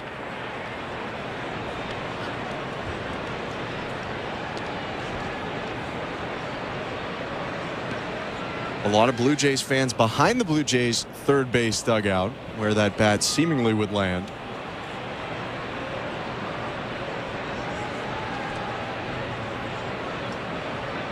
A breath, and the pitch from Berrios is hit deep. Left center field. Varsho will look up. See you later. A slurve that was hung over the middle, and Adames did not miss it. Second home run of the game for the Brewers. It's 2-1. Alejandro Kirk was set up on the black outside, and you said it, Jose Berrios kind of left it over the middle. Not a bad pitch, but Willie Adames just jacks it out of here. That thing was crushed to left center. Second time that a 2-strike pitch has been left in the zone rather than where the target was out of the zone. Berrios went down to a knee right away. He knew it. Bernie Brewer down the slide again, and Brewers fans happy. Milwaukee had gone 5 straight games without a homer, their longest streak of the year. That's obviously over with the 2 home runs today. First pitch to Rhys Hoskins inside, 1-0. Well, I think you jinxed it before the game. You said they hit a lot of singles. They do hit a lot of singles, but not today so far. As many home runs as singles for the Brewers, who have 2 runs on 4 hits. 1-0 inside, 2-0. Adames with that homer, his 10th of the year, ties Rhys Hoskins for the team lead. Although Hoskins has spent some time on the injured list, this is just his 47th game. 2-0. Called strike, 2-1. Ooh, I bet Rhys Hoskins wants that one back. A 2-0 heater right down the middle. I don't know what you're looking for right there. 235 hitter brought over to take big swings on pitches like that. The 2-1. Swing and a miss. Big swing there, but the slurve broke away from him. 2-2. Maybe he was looking for the slurve. Well, he'll take a walk now after asking for time. Adjusting his batting gloves, taking a moment to look around. Pretty cool moment for Hoskins at the outset of this month. Just got activated off the injured list in time to return to Philadelphia for the one time the Brewers will play at Citizens Bank Park this year. 2-2. Bounces it foul into the third base dugout. They're having a busy day over there. Still 2-2. And for Hoskins, he came up to the plate, a member of their 2022 World Series team, a longtime Philly before that. And they gave him at least a minute of a standing ovation. Umpire and his former teammate JT Realmuto gave some time, stepped out from the plate. And you could see tears in the eyes of Hoskins. 2-2 pitch, yanked foul on a line, down the left field line. Still 2-2, and a guy who clearly meant a lot to the city of Philadelphia.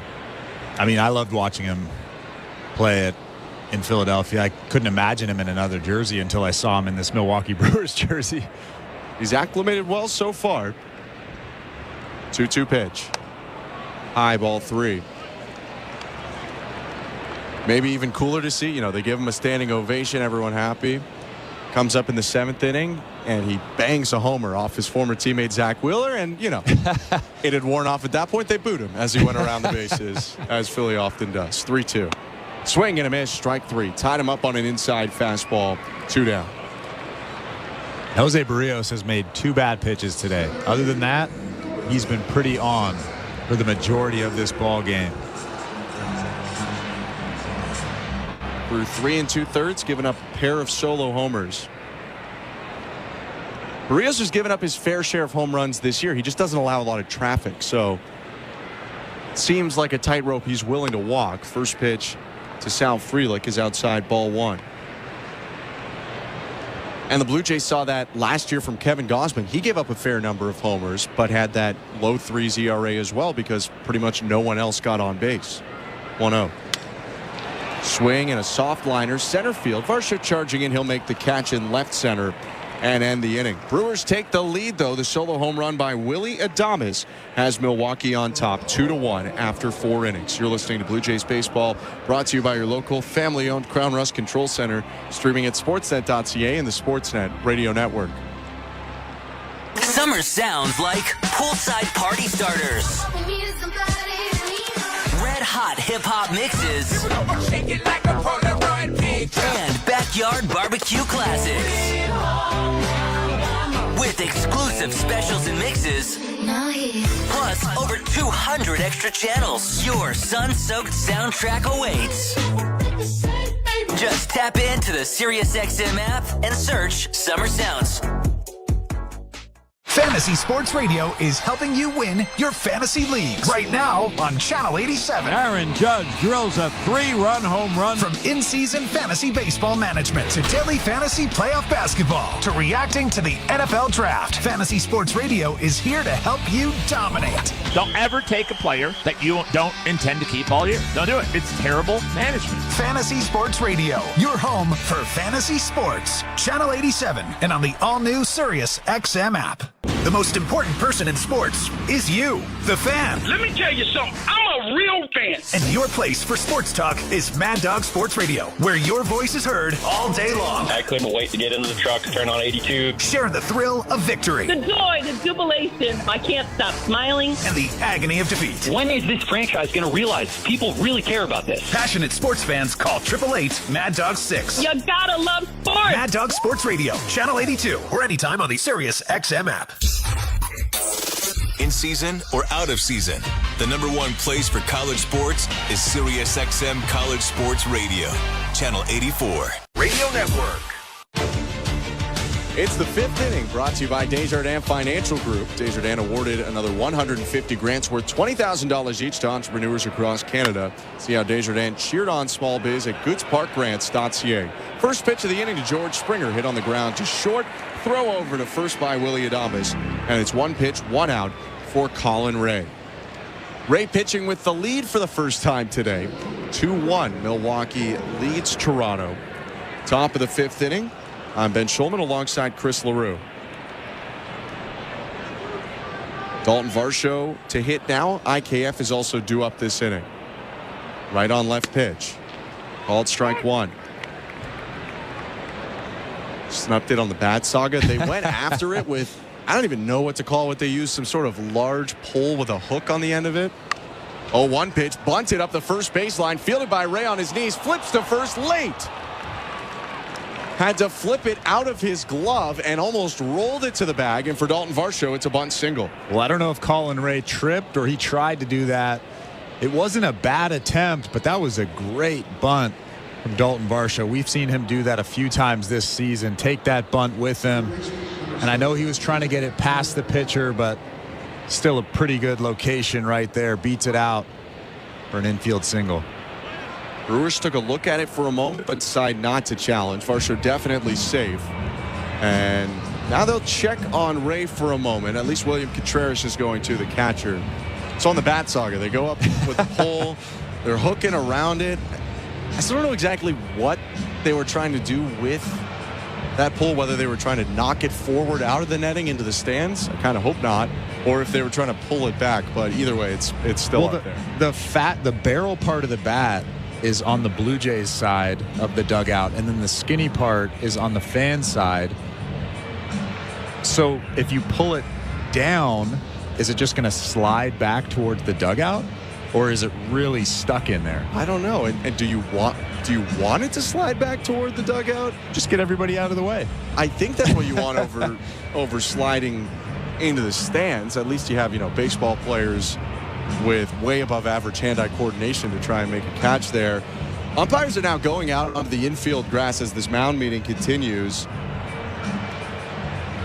It's like the PGA Tour. They're looking at a divot right now on the right side of the infield grass where Colin Ray's knee took out a chunk of the infield.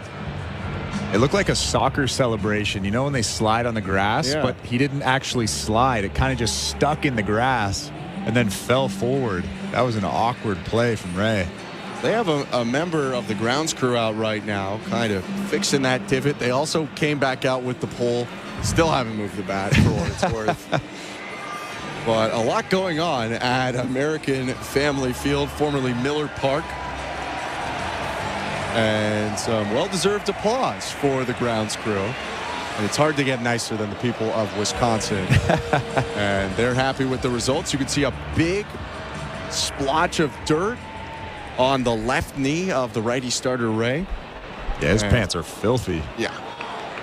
I think we're ready to go. The bat does look like it's sunk more toward the fan side and less toward the field side, for what it's worth. First pitch to Isaiah Kiner-Falefa. Hit up the middle on the ground. Terang flips to Adames one. Over to first. Inning-ending double play. After the layoff, one pitch is all it takes to end the frame. Blue Jays trail 2-1, middle of the fifth. You're listening to Blue Jays Baseball, brought to you by your local family-owned Crown Rust Control Center, streaming at sportsnet.ca and the Sportsnet Radio Network. The NASCAR Cup Series is on Sirius XM. We're back on the track Sunday, 6 p.m. Eastern. It's the Iowa Corn 350, powered by ethanol. From Iowa Speedway. Yeah. On Sirius XM NASCAR Radio Channel 90. In the car and on the all-new Sirius XM app.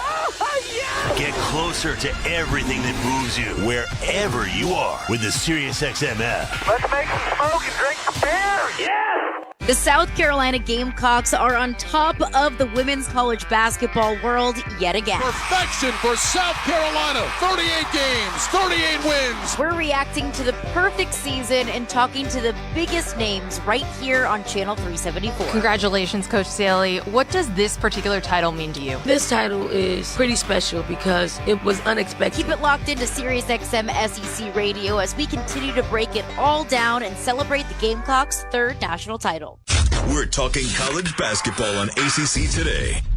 Great run for NC State men's basketball. The story of this team is one I don't think anybody will forget. They were able to accomplish a lot. They captured the hearts and the minds of the nation. DJ Burns became an absolute star nationally. I love it. ACC Today, weekdays from 8 to 11 a.m. Eastern. ACC Radio, Channel 371, and the SiriusXM app. Fantasy Sports Radio is helping you win whichever fantasy sport you play. Right now on Channel 87 and on the all-new Sirius XM app.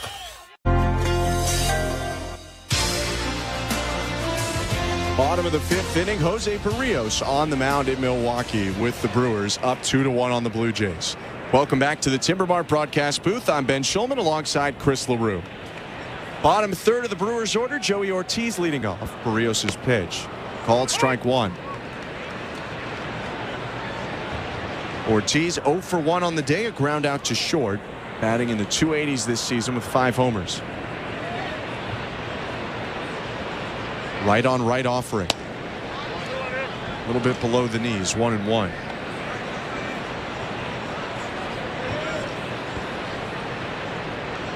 Getting close to second period action on the St. Louis Bar and Grill out of town scoreboard. Oilers and Stars, or pardon me, Oilers and Panthers, as the 1-1 pitch is hit high in the air, deep left, circling under it. Davis Schneider makes the catch. 1 out. That game is 1-0 Oilers at first intermission, thanks to Matthias Ekholm scoring 4 on 4. Oilers will have to kill off about 1:15 more of a penalty in the second period in Sunrise, Florida. Still trying to get that bat down, by the way, from above the third base dugout. Chris Bassett is operating the long hook pull thing. First pitch to Jake Bauers, low ball 1. I don't know if he should be the one doing that. That smells like a lawsuit to me if anything goes wrong. He is pretty outdoorsy. There's a video that plays at Rogers Center quite often that they debuted on Country Day. He's chopping wood. 1-0 pitch low, 2-0. I don't really know if being outdoorsy translates to that. I think that kind of shows my lack of handedness. But I was just thinking that. Yeah. 2-0. At the knees, called strike one. Right on left matchup here with 1 out. Bottom of the fifth. Jake Bauers at the plate. He has an infield single, came back in the third, or pardon me, a single to center. He was picked off, though, from first base. 2-1. Bounce to the right side, 2-2. Well, they didn't get the bat, and they pulled that big, long pole down, and now they're putting something else. They modified it. Along with the hook. I think Kevin Kiermaier and Chris Bassett were kind of messing with it. There's a hoop now. A tape hoop.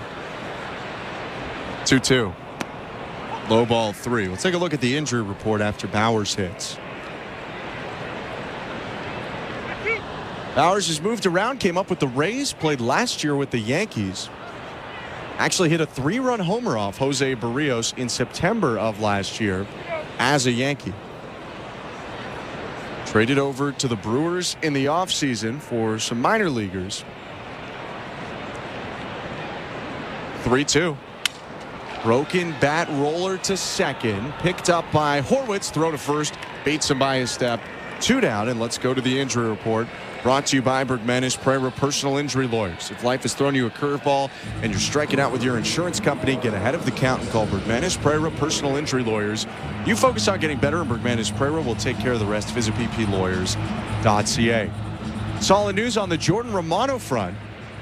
He threw from 60 feet yesterday, not on a mound, but played catch 75 feet today. First pitch to Jackson Chourio, called strike one. The plan, John Schneider said before the game, is to get him to 100 feet just on flat ground. Then you get him on a mound, and then you hope to get him back in. But coming off a second anti-inflammatory elbow injection this year. 0-1. Check swing, pitch inside. He went around, says Adrian Johnson, 0-2. Other major piece of news, just reaffirmed that Yariel Rodriguez will start tomorrow for the Buffalo Bisons.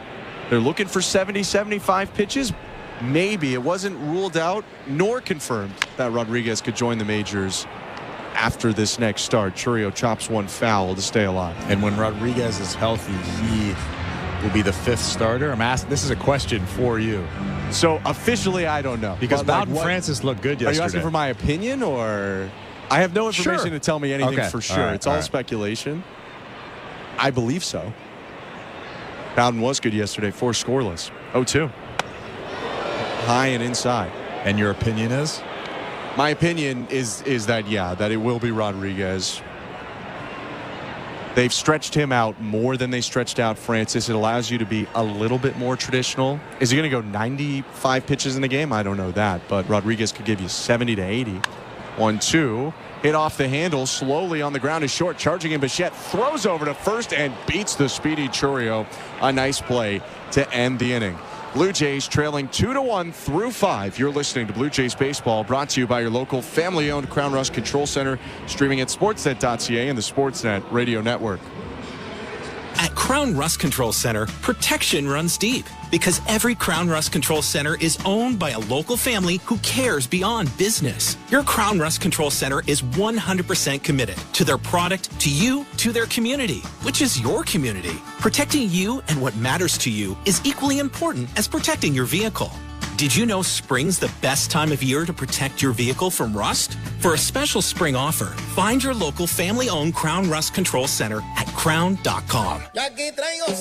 So Blue Jays fans, you want to know about salsa? Salsa is more than dancing. It's more than music. Salsa is the passion and spirit that is at the core of the beautiful cultures of Latin America. The Blue Jays are bringing salsa to the ballpark on June 27th. Be one of the first 15,000 fans in attendance and receive a Blue Jays chip and dip bowl. Celebrate salsa and create core memories with your Blue Jays. It's salsa night. For tickets, visit BlueJays.com.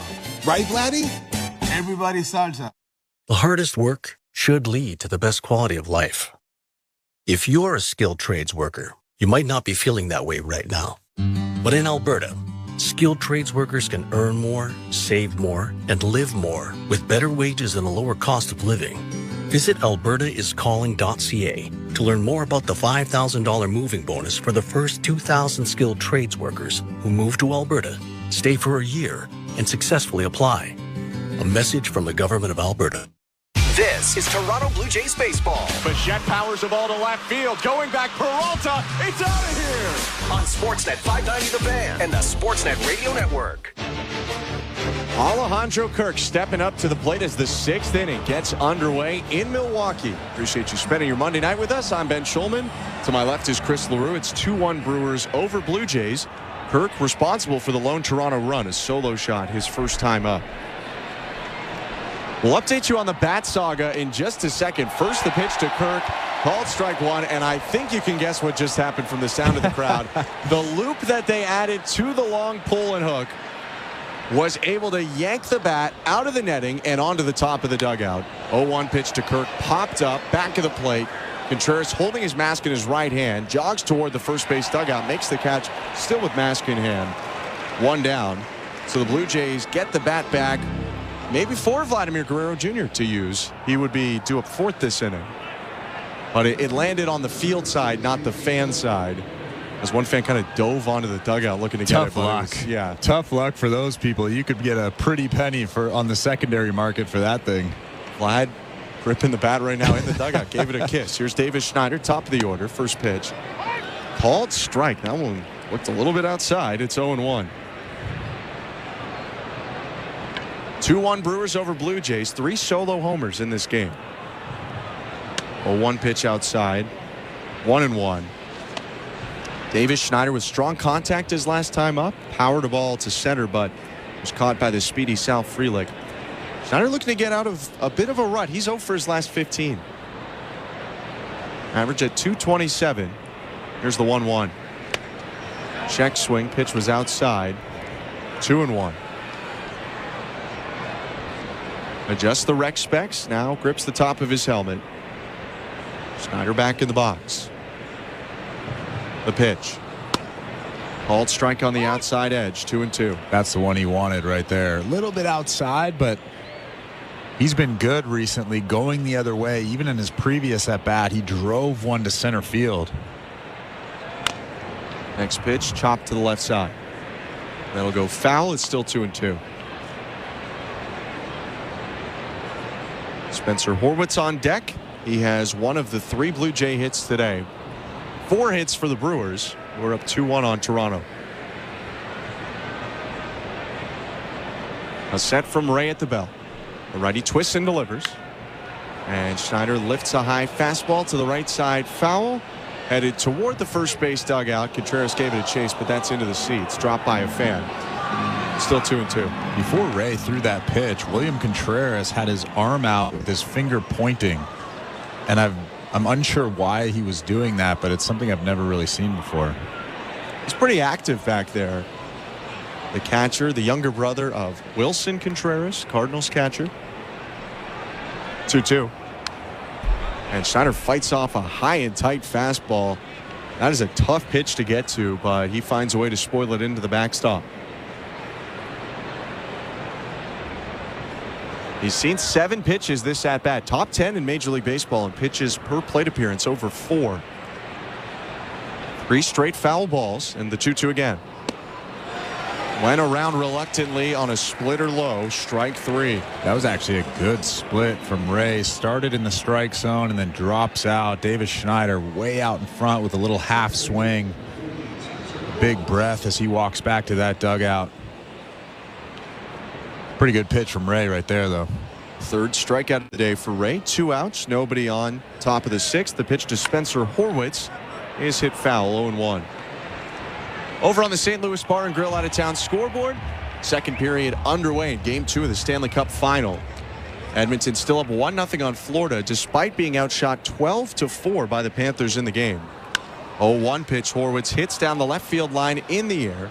Yelich jogging over near the corner on the dirt, makes the catch and ends the inning. Another 1-2-3 for Ray, who's faced the minimum in the last 3 frames. He keeps the Brewers on top 2-1, middle of the 6th. You're listening to Blue Jays Baseball, brought to you by your local family-owned Crown Rust Control Center, streaming at sportsnet.ca and the Sportsnet Radio Network.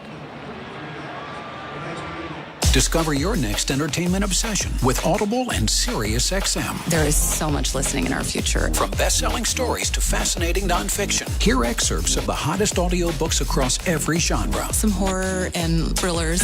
And I'm taking the lighter route. We'll take you closer to the biggest names with 2 brand new series, delivering in-depth interviews with today's most notable authors and audiobook recommendations and commentary from the experts. All available now on the SiriusXM app. Just search Audible.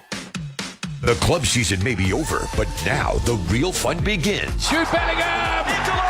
gives Italy the lead! Kylian Mbappe! Europe's top nations meet in Germany for the chance to be called European champions. Ronaldo, brilliant goal! Goal off the post! Spain leads! Toni Kroos has scored! Euro 2024 kicks off June 14th on Sirius XM FC 157 and Fox Sports 83, or listen anytime on the Sirius XM app. Wake up! Wake up, everybody! This is Steve Phillips from the leadoff spot on MLB Network Radio. Join me and former Major League Baseball players Eduardo Perez and Xavier Scruggs as we react to all the latest news and scores across baseball and have plenty of fun along the way. Steve, you were so right about that. I don't know if anybody else thinks we're funny, but I think we're funny. Why are you putting us or we into this? The leadoff spot, weekdays at 7 a.m. Eastern on MLB Network Radio, Channel 89, and on the SiriusXM app. You want baseball? The doggy has you covered. Tune in to Mad Dog Unleashed for the best baseball coverage anywhere. Weekdays 3 to 6 Eastern. SiriusXM Mad Dog Sports Radio, Channel 82. Welcome to the Timber Mart broadcast booth. I'm Ben Schulman alongside Chris LaRue, Show Ali, our host and producer, Tom Young, our technical director. Bottom 6, Jose Berrios' first pitch down and in for ball 1 against Bryce Terang. Top of the order for the Brewers, Terang, Contreras, and Yelich. Terang is 0 for 2 today. Easily could be 2 for 2. 1-0. In the dirt, 2-0. In the first inning, he smacked a liner down the right field line, or close to it. Guerrero leaped and caught a liner to rob him of a hit. And then in the third inning, he chopped a ground ball kind of in between third and short. And Isaiah Kiner-Falefa slid to make the play, got up spinning, and threw him out at first. Terang much improved from his first season here in his second year, still hitting .303 despite the 0 for 2. The pitch. Called strike. And Bryce Terang has incredible speed. Like we talked about earlier, 23 stolen bags. 1 caught stealing. So he's also a smart base stealer. 2-1. Outside with a changeup. Terang, after being beat a lot on fastballs last year, added reportedly 20 pounds of muscle in the offseason and basically didn't lose any speed. 3-1 pitch on the outside edge, full count.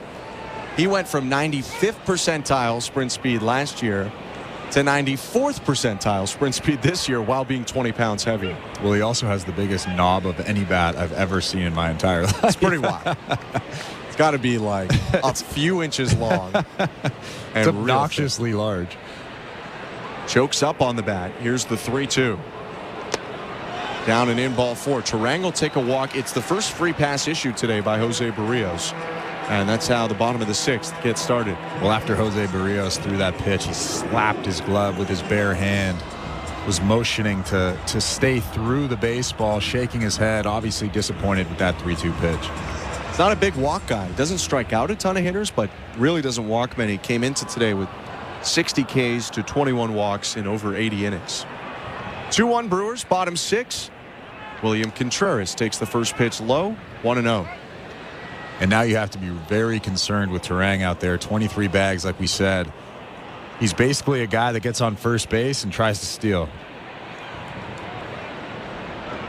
In conversation right now with Quentin Berry, first base coach for the Brewers. It's Jason Lane over at third. 1-0. Inside. That makes me feel old. I played against Quentin Berry and with Jason Lane. Well, hey, coaches are getting younger and younger these days. Or I'm just old. The bench coach for the Brewers is Ricky Weeks. I also played against Ricky Weeks. He's called associate manager, but kind of same difference. 2-0 pitch called, strike 2-1. Ricky Weeks was a really good player. First overall pick. Right side infielder for the Brewers. Played with Prince Fielder, Ryan Braun. 2-1 pitch down and away, 3-1. After a leadoff walk to Turang, in a bit of a hole here to Contreras as Berrios is at 90 pitches. Yeah, you have to throw a strike here. Nobody out, 3-1 count. You don't want to put two guys on with nobody out here. The pitch. Swing and a hot shot grounder through the hole on the right side, base hit. Turang around second. He'll get into third. It's runners on the corners after the Contreras single. Only one out. Here comes Christian Yelich. That was a good piece of hitting right there from Contreras. There was a big hole on the right side of the infield. Horowitz was shaded towards second, and Vlad was holding on Turang. And Contreras just shoots that hole. That's such a good piece of hitting from a young player. It's an inside fastball that he still got his hands inside and took the other way. Now things get pretty dangerous here. You have the 2018 National League MVP, Christian Yelich, up, who struggled in recent seasons relative to his 2018 and 2019 seasons, but has gotten close to those marks again this year. A .320 hitter on the season. Starting to play like an MVP again. And one spot he really excels, hitting with runners in scoring position. He is batting .435 this year, leading Major League Baseball. Minimum 50 plate appearances. First and third, nobody out. The pitch. High ball 1. Again, Berrios throws that pitch and looks at the ground and says something to himself. Not happy with that fastball right there, falling behind Christian Yelich, 1-0. He's been fighting location for a lot of tonight. 1-0. Swing and a miss. Got him out in front on a really good changeup. 1-1. Yeah, that might have been his best one of the day, especially against a guy like Christian Yelich, and you don't want to fall behind 2-0 right there.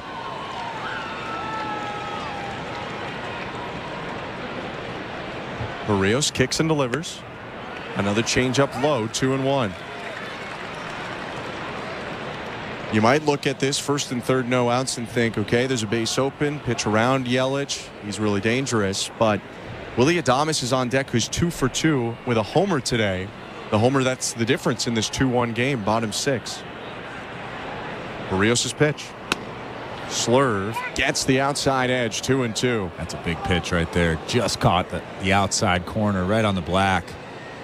Christian Yelich didn't like that call, but that's a strike.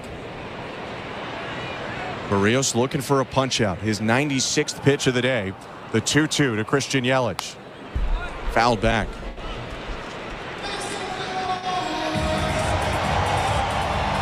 Pivotal moment in the game. After a Turang walk and a Contreras single, it's 1st and 3rd for the Brewers, no outs. Milwaukee up 2-1 on Toronto. Bottom of the 6th. Berrios' day likely coming to a close soon. His 2-2 again. Check swing on a high fastball, full count. What do you think he's going to throw right here, full count? Slurve or changeup?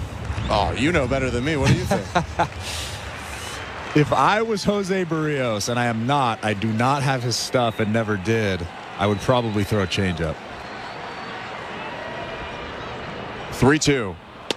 Changeup. Got him. Strike 3 looking.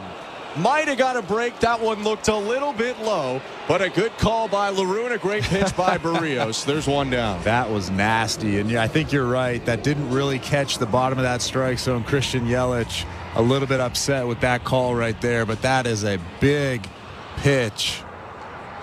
A 3-2 count. You just flip in a changeup right there against one of the best hitters in the big leagues. Man, that's pretty right there. Alejandro Kirk also tends to grade out as one of the better framers in baseball. The bottom of the zone is where the people with the advanced technology say that he does his best work. A big out, but still not out of the woods. 1st and 3rd, 1 out. Willie Adames up, who's 2 for 2 with a homer. 99th pitch by Berrios is inside, ball 1. And the only reason why I said I would have thrown a changeup over the slurve is because Christian Yelich has such a good eye. He's such a good hitter. You can see a little bit of the hump in that slurve, and right away he recognizes that pitch out of the hand and either takes it or hits it 300 miles. 1-0 change in the dirt, 2-0. And then that changeup, of course, looks like a fastball out of the hands, and that was perfect right there. Berrios at 100 pitches. Zach Pop has been getting loose this inning.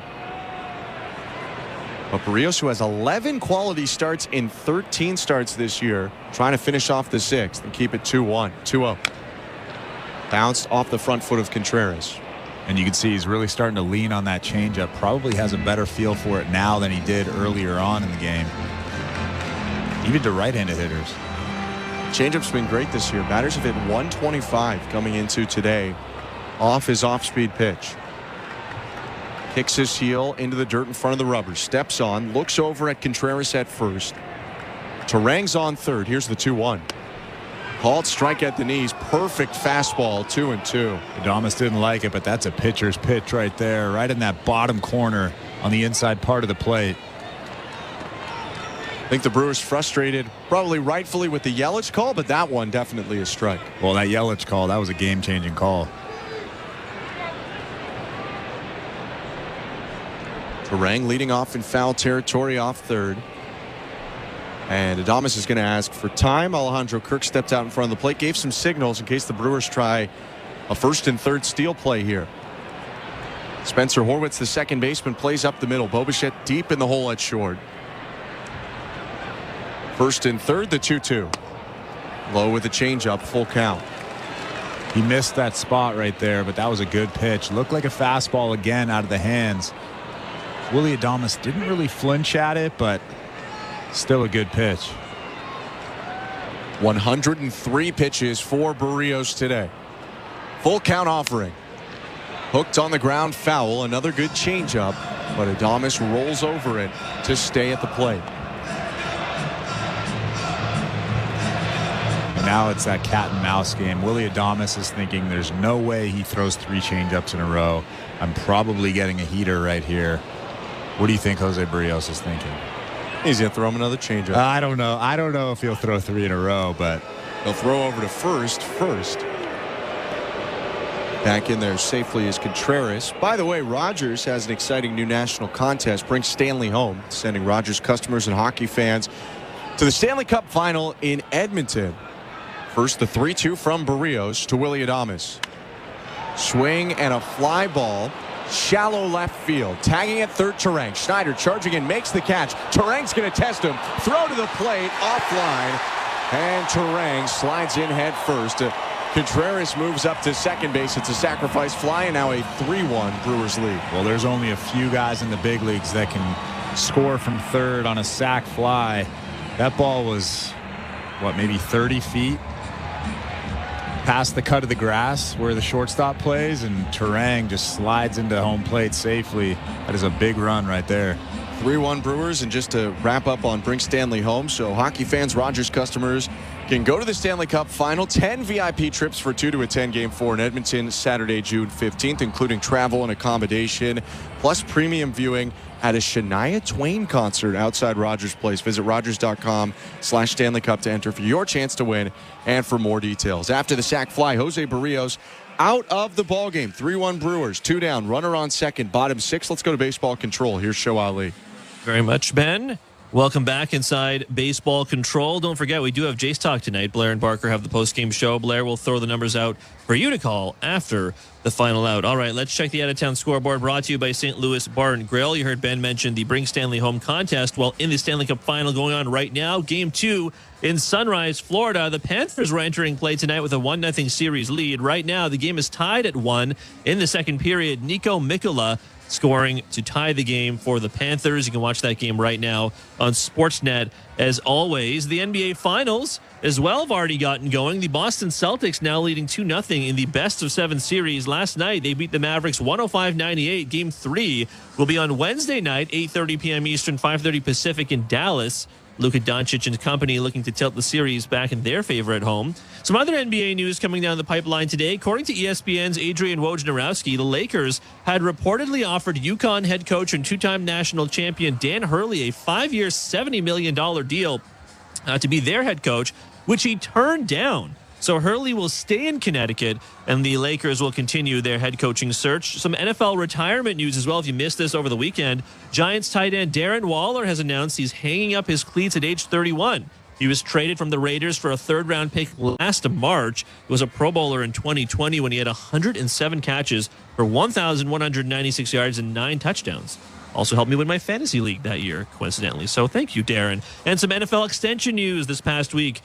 Justin Jefferson signing a 4-year deal worth $140 million, including $110 million guaranteed. It makes him the highest paid non-quarterback in the history of the NFL. Blue Jays baseball is brought to you by Crown Rust Protection. Zach Pop indeed now on the mound for the Blue Jays in relief of Jose Berrios. Let's get you back to the action. Here's Ben Schulman and Chris LaRue. Thank you very much, Joe. 19th game of the year for Pop, a 4.15 earned run average. He faces Rhys Hoskins with a runner on second, 2 down. 3-1 Brewers in the 6th, and a first pitch sinker is in there, strike 1. Hoskins struck out once looking, once swinging against Jose Berrios, who's responsible for Contreras on second. Pop, the righty from the first base side, looks at second, kicks and delivers. Swing and a miss, ugly there from Hoskins, and it's 0-2. That is a tough swing on a fastball. Those are the type of swings that you get against Zach Pop. So much downward movement on that fastball. 2 former National League East guys. Pop originally with the Marlins, Hoskins with the Phillies. 0-2. Swing and a check swing roller foul. Well, it definitely seems like Rhys Hoskins does not like facing Zach Pop.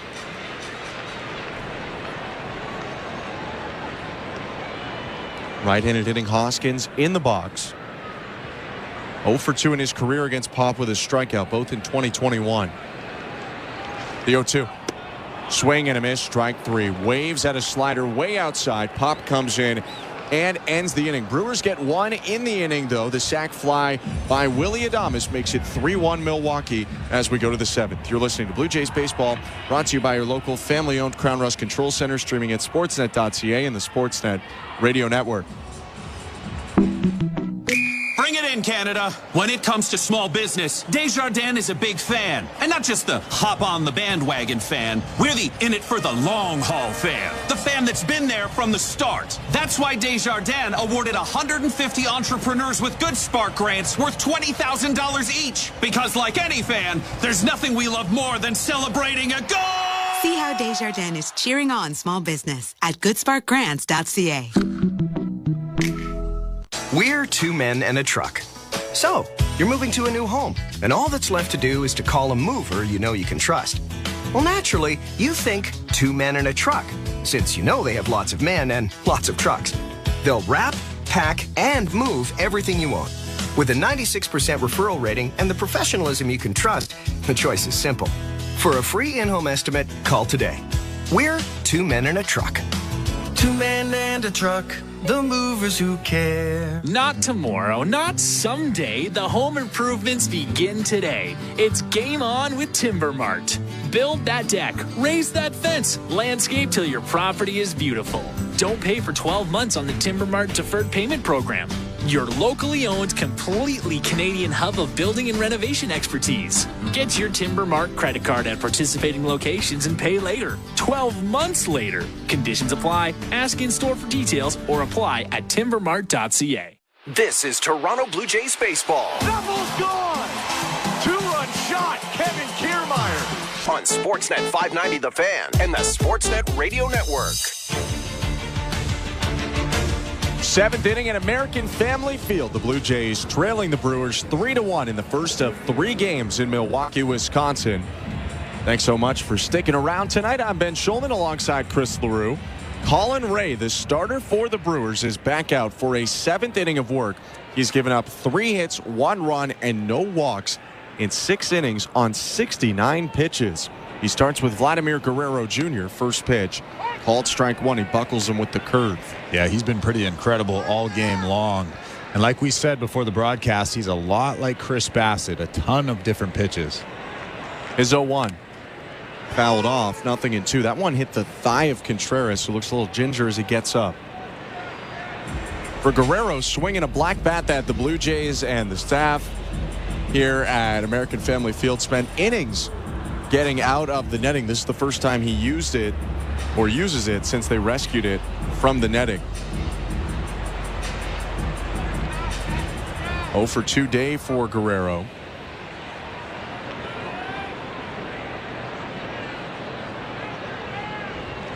Here's the pitch. Bounce foul behind the plate. That one nicked Contreras again. Life of a catcher. Still 0-2. Guerrero was shaking his head after that swing. A little bit of a slow, awkward swing. Just trying to fight that pitch off and stay alive, but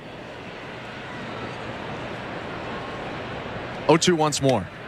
Outside, 1 ball, 2 strikes. That was a better take, a little bit more confident. That previous swing, he just looked awkward. Looked like he wasn't ready in the box there. That one right there, a good take. Raise pitch. Down and away, ball 2. Vlad has seen a lot of pitches today. Worked a full count before fielder's choice in the first, and then a 2-2 ground out in the 4th. 2-2 again. Inside, ball 3. But the Blue Jays are looking for hits. 3 hits today. One of them a bunt hit. That came in the 5th inning. The last hit to the outfield was Kirk's homer in the 3rd. That at the time gave the Blue Jays a 1-0 lead. Down 3-1 with Guerrero, Bichette, Vogelback hitting in the top of the 7th. 3-2. Guerrero powers a ball deep left field. Going back, Yelich onto the track. He's got room. There's 1 out. And I hate to say this, but it sounded like he broke that bat. It was about 7 or 8 feet from the wall out there in left field, but might have got it off the end of the bat. It was a little slider. Just missed that baseball. Yeah, I think you're right on the slow-mo replay. It's off the end of the bat. I mean, for a lot of guys, that doesn't get nearly that deep. But he got close. First pitch to Bo Bichette. Called strike. Pitch looked off the plate in. Not to mention it missed the spot by a ton, but somehow called a strike. 0-1. Bichette's dad, Dante Bichette, a 2-year Brewer. 1991 and 1992. 0-1. Called strike. 0-2. It was the second team that Dante played for in his long, successful major league career. Started with California, long stint with Colorado, briefly a Red and a Red Sox. 0-2. Fouled off. This was the Milwaukee stint, though, before Bo was born. Actually would have been when the Brewers were in the AL East, when they would have been playing against the Blue Jays. Brewers have taken a trip around baseball. They played 4 different divisions. 0-2, down and away, 1-2. I mean, the Central seems about right, no? It does. But so they started for 1 year as the Seattle Pilots. They were in the West. They stayed in the American League West when they moved to Milwaukee briefly. 1-2. Called strike 3. That pitch looked outside. Bichette turns around in frustration. There was one that looked inside and one that looked outside. He goes down looking. That's a tough AB, but William Contreras is so good back there, framing that baseball, making it look like a better pitch than it actually was. But you're right, 2 strikes during that at-bat were not strikes, and Bo Bichette finally shows some frustration. 2 down. Here's former Brewer Daniel Vogelbach. Finish up on the tour by the Brewers. So they start in the West. In 1972, they moved to the American League East. Then the newly founded Central in 1994, they go there. The American League Central, first pitch to Vogelbach, cut on and miss, strike 1. And then they play in the American League Central for only 4 years until 1998. They moved to the National League Central, where they've been ever since. 2 outs, nobody on, 3-1 Brewers, top 7, and a splitter misses way outside. 1 ball, 1 strike. And even though it's been 3 years now or 4 years, I definitely miss Miller Park. Just the name of it? Because it is the same ballpark. Well, it is the same ballpark, but I just missed the name. The name itself was pretty great. It is good. 1-1 is in the dirt, 2-1. Brewers have been pretty successful over the last 15 or so years. A lot of playoff appearances, a couple championship series appearances. 2-1. Swing and a hot shot liner, leaping catch at second. Terang takes a hit away from Vogelbach to end the inning. 7 in a row retired by Ray. He's faced the minimum through the last 4 innings, and at the 7th inning stretch, it's 3-1 Brewers over Blue Jays. You're listening to Blue Jays Baseball, brought to you by your local family-owned Crown Rust Control Center, streaming at sportsnet.ca and the Sportsnet Radio Network. Show your pride in the heart of Toronto and create core memories. Join us at the ballpark on Friday, June 14th for Pride Night, presented by TD, and get your Blue Jays Rainbow Rope Corduroy hat. At the core of who we are. Celebrate Pride and enjoy great Pride Night activities around the ballpark. On Friday, June 14th, arrive early to get your Blue Jays Rainbow Rope Corduroy hat giveaway. Pride Night, presented by TD. For tickets, visit BlueJays.com. Hi, I'm Buck Martinez, live from the showdown between Pizza and inflation. First to the plate, Pizza's big hitter, fixed rate pizza. An extra large 4-topping pizza for a fixed price of $17.99 until the end of 2024. I dare say, folks, inflation stands no chance against this all-star. Here's the delivery. And inflation strikes out. That's a swing and a drive for fixed rate pizza. Lock in yours today. Order pizza.ca. I am by your side.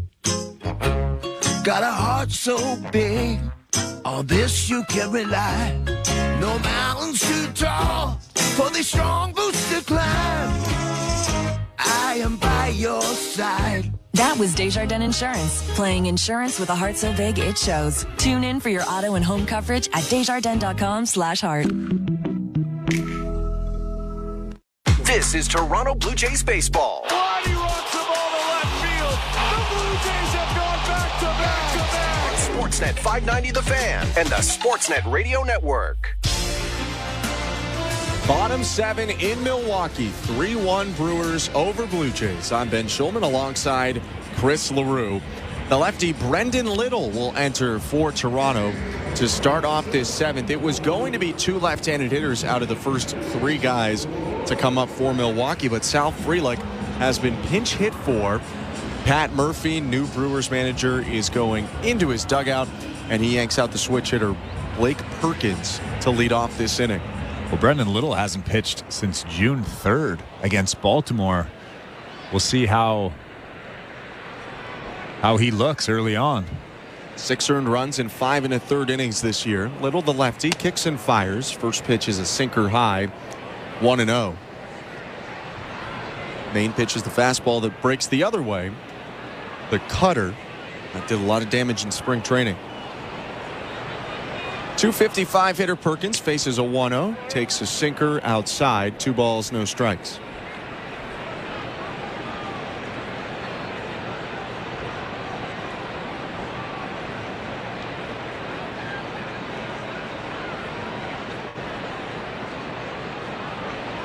The kick in the 2-0. Called strike on the outside edge, 2-1.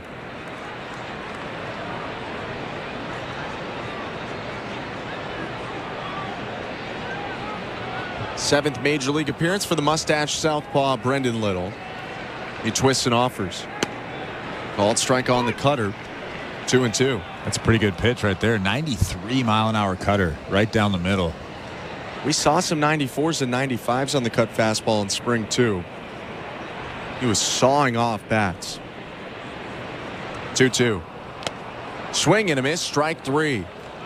Got him to foul tip the curveball into the glove of Kirk, 1 down. Well, the most impressive thing about that cutter is that the sinker is almost the same speed as the cutter. So he's throwing that sinker at 93, 94, or even 95, and then he just mixes in that 93-mile-an-hour cutter, sometimes 94, and it just moves the opposite direction as that sinker. Pretty tough pitch to hit. Another left-on-right matchup as he deals with Joey Ortiz. First pitch inside, 1-0. 3-1 Brewers over Blue Jays. Bottom 7. 1 out and the base is empty. Over on the St. Louis Bar and Grill out-of-town scoreboard and on Sportsnet, it's still 1-1. Second period. Florida and Edmonton, game 2 of the Stanley Cup Final. Next pitch by Little is low, 2-0. A lot of penalties in the game. Some pretty potent power plays, but neither has done much. Closing stages of the second. Panthers are on a power play right now. Almost just scored. 2 minutes to go in the second. Little, the lefty, delivers home. And the pitch is grounded softly up the third baseline. IKF bare hand slings on to first way late. No play to make there. It's an infield single for Ortiz. Well, he had no play at first base to get Joey Ortiz, but that was an incredible play from IKF at third base, barehanding that baseball. First of all, I thought that he had no chance to barehand that ball and make a throw, but he barehanded it, made kind of an underarm or underhand low 3/4 throw to first base. I mean, no chance to get Joey Ortiz, but still a really nice play from IKF. That ball did not look like it was getting foul anytime soon. First pitch to Jake Bauers, down and away, ball 1, as Little finally gets a left-on-left matchup here with his third batter faced in the bottom of the 7th. Runner on first, 1 down. 3-1 Brewers. Bauers 1 for 2 today. A look at first in the pitch. Called strike. Runner takes off. Kirk lost it on the transfer. It's a stolen base for Joey Ortiz. His 4th of the year. And now a runner in scoring position and a 1-1 count with 1 out. As soon as Brendan Little started raising that leg, Joey Ortiz took off and he stole that bag easily. Even if Alejandro Kirk comes up with that ball, there's no way they get Ortiz at second base. 1-1 curve, sliced foul, 1-2.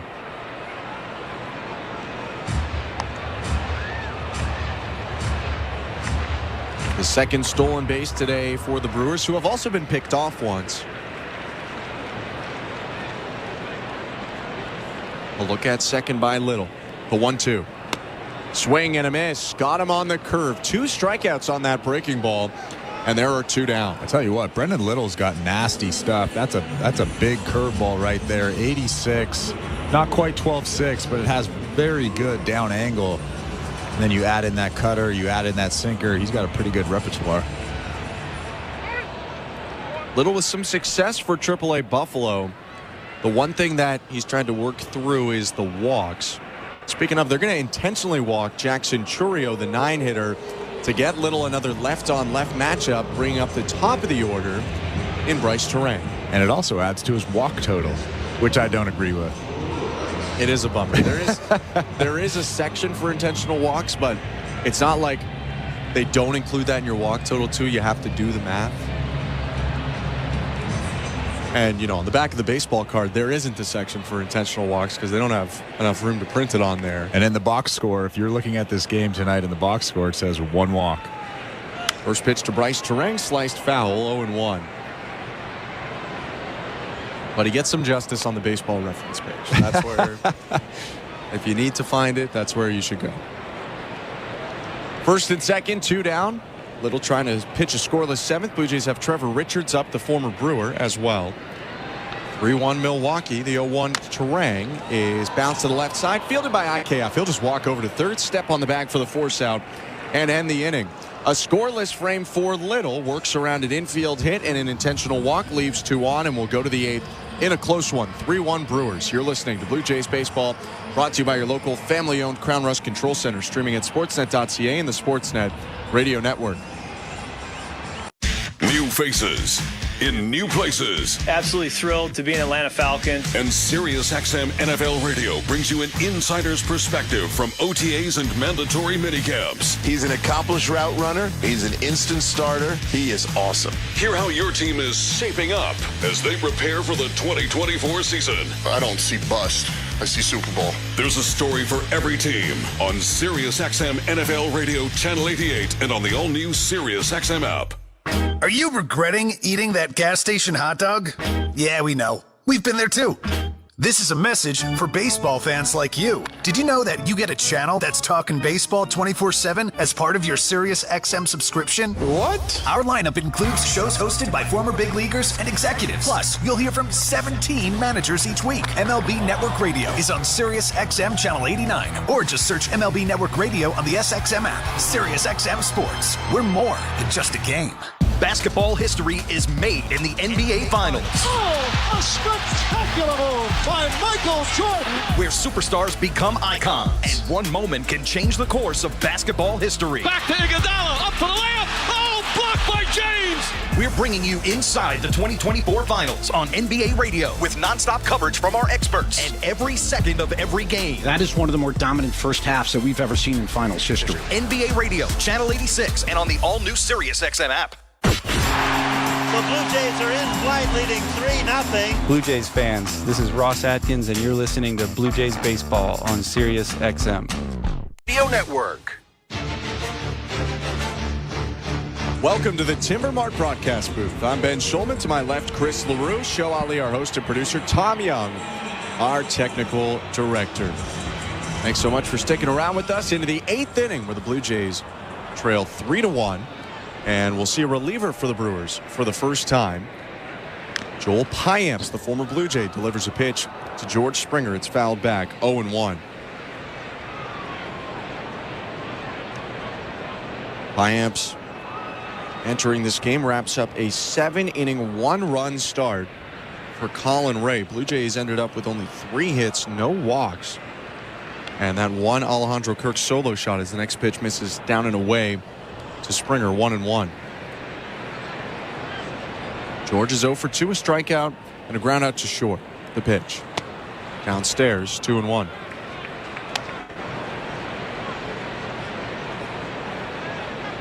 For Payamps, appearance number 26 on the year. ERA around 3.5, 23 innings, 20 strikeouts, 5 walks. 2-1 pitch is hit down the right field line, but it hangs up for Jackson Chourio. There's 1 out. It's a tough break for George Springer right there. Hit that ball on the screws. Right to Chourio in right field. Speaking of the outfield for the Brewers, after Blake Perkins pinch hit for Sal Frelick, he remains in center. Blue Jays center fielder Dalton Varsho has Toronto's last hit, a bunt single in the 5th. Payamps, the righty, deals to the lefty hitter, and he buckles him for strike 1, a fastball on the inside edge. Payamps, a Blue Jay for part of 2021. At an ERA below 3 in 22 appearances. 0-1 pitch is fouled back, 0-2. He actually has 4 saves this season. They had a bit of save conglomerate to start the year. 3 different guys between Trevor McGill, Payamps. Here's the 0-2. Varsho swings and misses. Strike 3. And that's 2 quick outs by Payamps. Also Abner Uribe, close games for them, but Payamps and Uribe a little bit shakier. McGill ended up taking the role, which he has pretty solidly now. Well, Payamps definitely has closer stuff. He has that good slider that he just struck out Dalton Varsho on, and then he has the fastball at 96 to 97. First pitch fastball at 96, called strike one against Isaiah Kiner-Falefa. Payamps 4 for 6 in his save opportunities this year. 0-1, down and away. And the Brewers, they had to act quickly and figure out who the closer was going to be. They're leading the NL Central right now, despite the fact that they lost their manager, traded away their ace. 1-1 pitch popped up. Shallow left center, sprinting in Perkins, going out. Adames backpedaling way into left center. The shortstop makes the catch and ends the inning. Another hitless frame for Toronto. We'll go to the bottom of the 8th with the Brewers up 3-1. You're listening to Blue Jays Baseball, brought to you by your local family-owned Crown Rust Control Center, streaming at sportsnet.ca and the Sportsnet Radio Network. At Crown Rust Control, protection runs deep because every Crown Rust Control Center is owned by a local family who cares beyond business. Your Crown Rust Control is 100% committed to their product, to you, to their community, which is your community. Protecting you and what matters to you is equally important as protecting your vehicle. Did you know spring's the best time of year to protect your vehicle from rust? For a special spring offer, find your local family-owned Crown Rust Control Center at crown.com. We're 2 men in a truck, the movers who care. You never know when cardiac arrest can happen. That's why each and every one of our trucks carries a life-saving Mikey defibrillator as part of our Mikey on Board program. Whether we're on the highway or in front of your house, we're prepared to help anyone whose heart may skip a beat. The Mikey Network has saved many lives, making Mikey's accessible to the public. And now they're on board our trucks. We're 2 men in a truck. 2 men and a truck, the movers who care. The hardest work should lead to the best quality of life. If you're a skilled trades worker, you might not be feeling that way right now. But in Alberta, skilled trades workers can earn more, save more, and live more with better wages and a lower cost of living. Visit albertaiscalling.ca to learn more about the $5,000 moving bonus for the first 2,000 skilled trades workers who move to Alberta, stay for a year, and successfully apply. A message from the Government of Alberta. This is Toronto Blue Jays baseball. Strike 3. Kevin Gausman strikes out the side. On Sportsnet 590 The Fan and the Sportsnet Radio Network. Home half of the 8th inning in Milwaukee with the home team, the Milwaukee Brewers, up 3-1. Thanks so much for rejoining us, Blue Jays at American Family Field. I'm Ben Schulman, alongside Chris LaRue. After a scoreless 7th, second inning of work for the lefty Brendan Little, he'll face 2-3-4 in the Brewers lineup, starting with William Contreras. The pitch. Outside with a sinker, 1-0.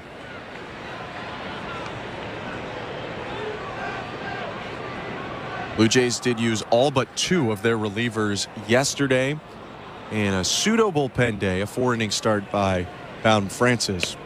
1-0 sinker outside, 2-0. Only Little and Tim Meza did not pitch yesterday. This is a fairly big spot for Brendan Little. Yeah, you have to keep the game a 2-run ball game. Expect to see the closer Trevor McGill in the 9th. 2-0. Curveball hit foul on the ground, left side, 2-1. And it's a big spot, and he's actually looked pretty good, pretty comfortable. That's the thing that I was really looking for. He hasn't pitched in 7 days. That's the most important thing when thinking about that. A guy coming into a big spot like this, you can't give up a run in this situation, and he's looked very comfortable. 2-1. Curveball, called a ball. Boy, there have been many wider of the plate than that one. That looked like it might have caught the plate, but it's 3-1. Contreras 1 for 3 today with a single to right. 3-1 pitch. Swing and a pop-up, right side foul, out of play.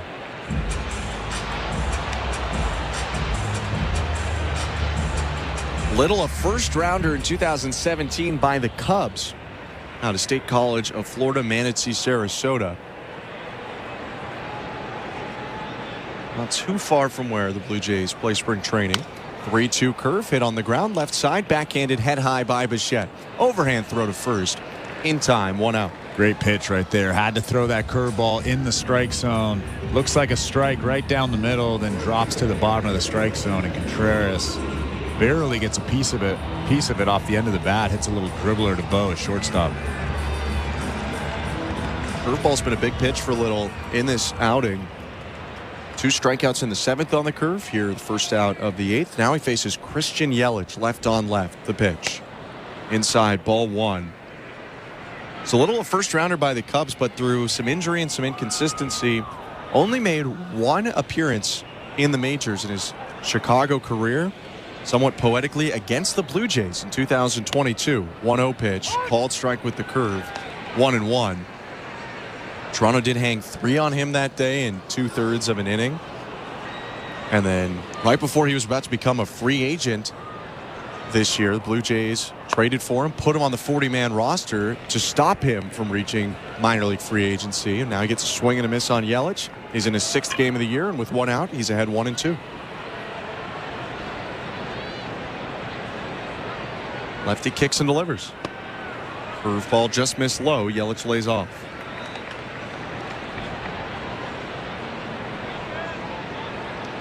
Quiet day for the 2018 MVP. 0 for 3 with a strikeout looking in the 6th. 2-2 pitch. Swing and a miss. Strike 3. Got him on that curve, and there are 2 down. Yeah, you don't make Christian Yelich look like that very often, and that curveball starts on the inside part of the plate, and like I said, just drops off the table. John Schneider likes what he sees, clapping his hands. Pete Walker nodding his head. Brendan Little's looked good today. He definitely has. He's given up 2 base runners in an inning and 2/3, an infield single to third on a swinging bunt, and an intentional walk. Nobody on here in the bottom of the 8th. Pitch to Willie Adames is hit on the ground, is short. Picked up by Bo Bichette. Pumps it in the glove, throws to first, and that will do it for the bottom of the 8th. 2 scoreless innings in relief for Brendan Little. Can the Blue Jays make it matter in the 9th? They're down 3-1. Last chance coming up next. You're listening to Blue Jays Baseball, brought to you by your local family-owned Crown Rust Control Center, streaming at sportsnet.ca and the Sportsnet Radio Network. The Stanley Cup Final is on Sirius XM. Can the Florida Panthers capture their first cup? Down to Reinhart, back in front, deflection, they score. The Panthers tie it at 2. Or will the Edmonton Oilers end Canada's 3-decade-long Stanley Cup drought? Edmonton wins the game. It's Connor McDavid. Hear the home and away broadcast of every game on Sirius XM in the car and on the all-new Sirius XM app. And talk about the quest for the cup on NHL Network Radio, Channel 91. Every night after the final out, the Round Trip Roundup brings you the scores, highlights, and analysis from every game across Major League Baseball, all in less than 30 minutes. Swung on and missed, strike 3 and a no-hitter. It's the perfect way to get caught up on all the night's biggest home runs and best performances. In a high drive, deep right center. It's the Round Trip Roundup on MLB Network Radio, every night on Sirius XM Channel 89 and every morning on the Sirius XM app. In the village of Pinehurst, North Carolina, where Payne Stewart won his 3rd and final major title, Gary Williams sits down with Stewart's caddy, Mike Hicks, to reflect on their connection. We became best friends. The putt. Didn't think he would make it. And the crash. I miss him. Listen to Payne and Me and browse the entire catalog of golf originals. Search PGA Tour radio specials on the SiriusXM app. Blue Jays fans, John Schneider joins MLB Network Radio every Wednesday at 11 a.m. Eastern on Sirius XM 89 and the Sirius XM app. This copyrighted broadcast is presented by authority of Rogers Blue Jays Baseball Partnership and may not be reproduced or retransmitted in any form. And the accounts and descriptions of this game may not be disseminated without the express written consent of Rogers Blue Jays Baseball Partnership or the Sportsnet Radio Network. Top of the 9th inning in Milwaukee. Trevor McGill, the closer for the Brewers, warming up on the mound before his 19th appearance of the season. Brewers holding a 3-1 lead that McGill will try and keep. He is 9 for 10 in save opportunities this year. He'll face 9-1-2 in the Blue Jays lineup. Alejandro Kirk, Davis Schneider, and Spencer Horwitz scheduled to hit. I'm Ben Schulman. To my left is Chris LaRue. Kirk responsible for the lone Blue Jays run today, a solo homer in the third. He's batting for only the third time in the game as we start the ninth. The pitch. Swing and a liner. Right field. Foul ball just wide of the line. That was a 100-mile-an-hour fastball down the middle, and Kirk was maybe a foot from a leadoff double. Wow, he hit that right on the barrel. You can see Churio out there taking a deep breath.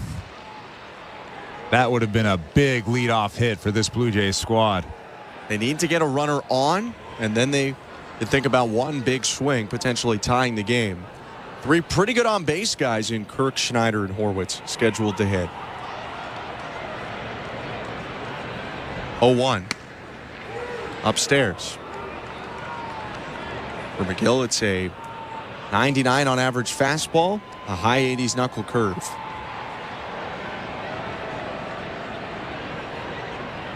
Righties 1-1. Curveball hit foul to the right, 1-2. Kind of a funky setup for the tall right-hander. He's almost facing toward the third base dugout. His left foot, his front foot, way more towards the third base side than his back right foot.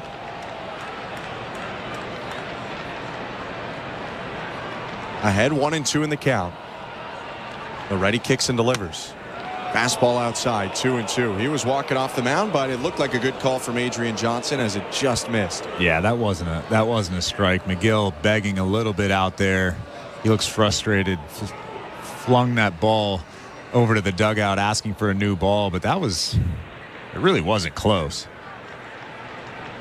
McGill just a tough guy to time up, though. He is 6'8", gets way down the mound. Righty set near his chin. The 2-2. High ball 3. Missed way upstairs with a fastball. So full count now. Blue Jays do have their whole bench at their disposal, by the way. Jansen, Turner, Clement, and Kiermaier. 3-1 Brewers, top of the ninth. The payoff pitch. Swing and a fly ball to center. Hanging up for Perkins, backing up about 20 feet in front of the track, makes the catch. 1 down. 3-1 Brewers, top of the ninth with 1 down on the St. Louis Bar and Grill out-of-town scoreboard. Second intermission in Sunrise, Florida. Oilers and Panthers tied at 1. You can catch that game after this one on Sportsnet. Our out-of-town scores again brought to you by St. Louis Bar and Grill. 2 outs for the Blue Jays to play with. They're trying to score 2 runs to keep the game going. Here's Davis Schneider at the top of the order. McGill's pitch is a curveball in there. Strike 1.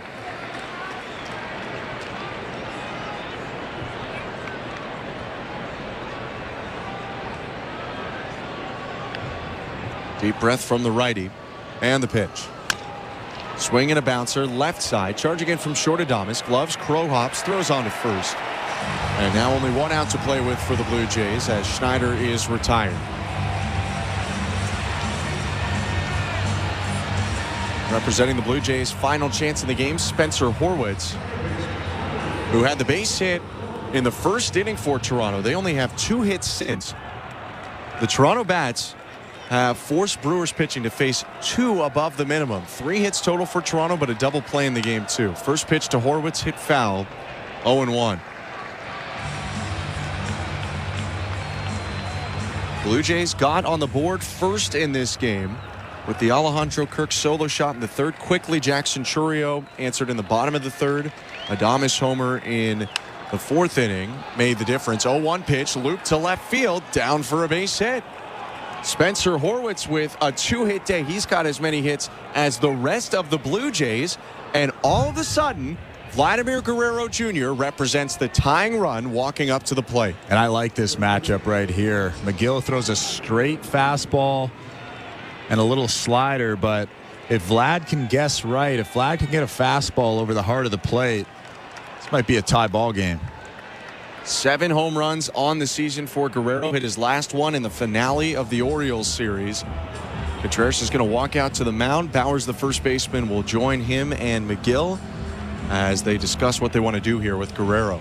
Well, I can almost guarantee that Contreras is saying, hey, we got to be careful here. We can't throw him 99 or 100 right down the middle. I would imagine they'd start him with a slider.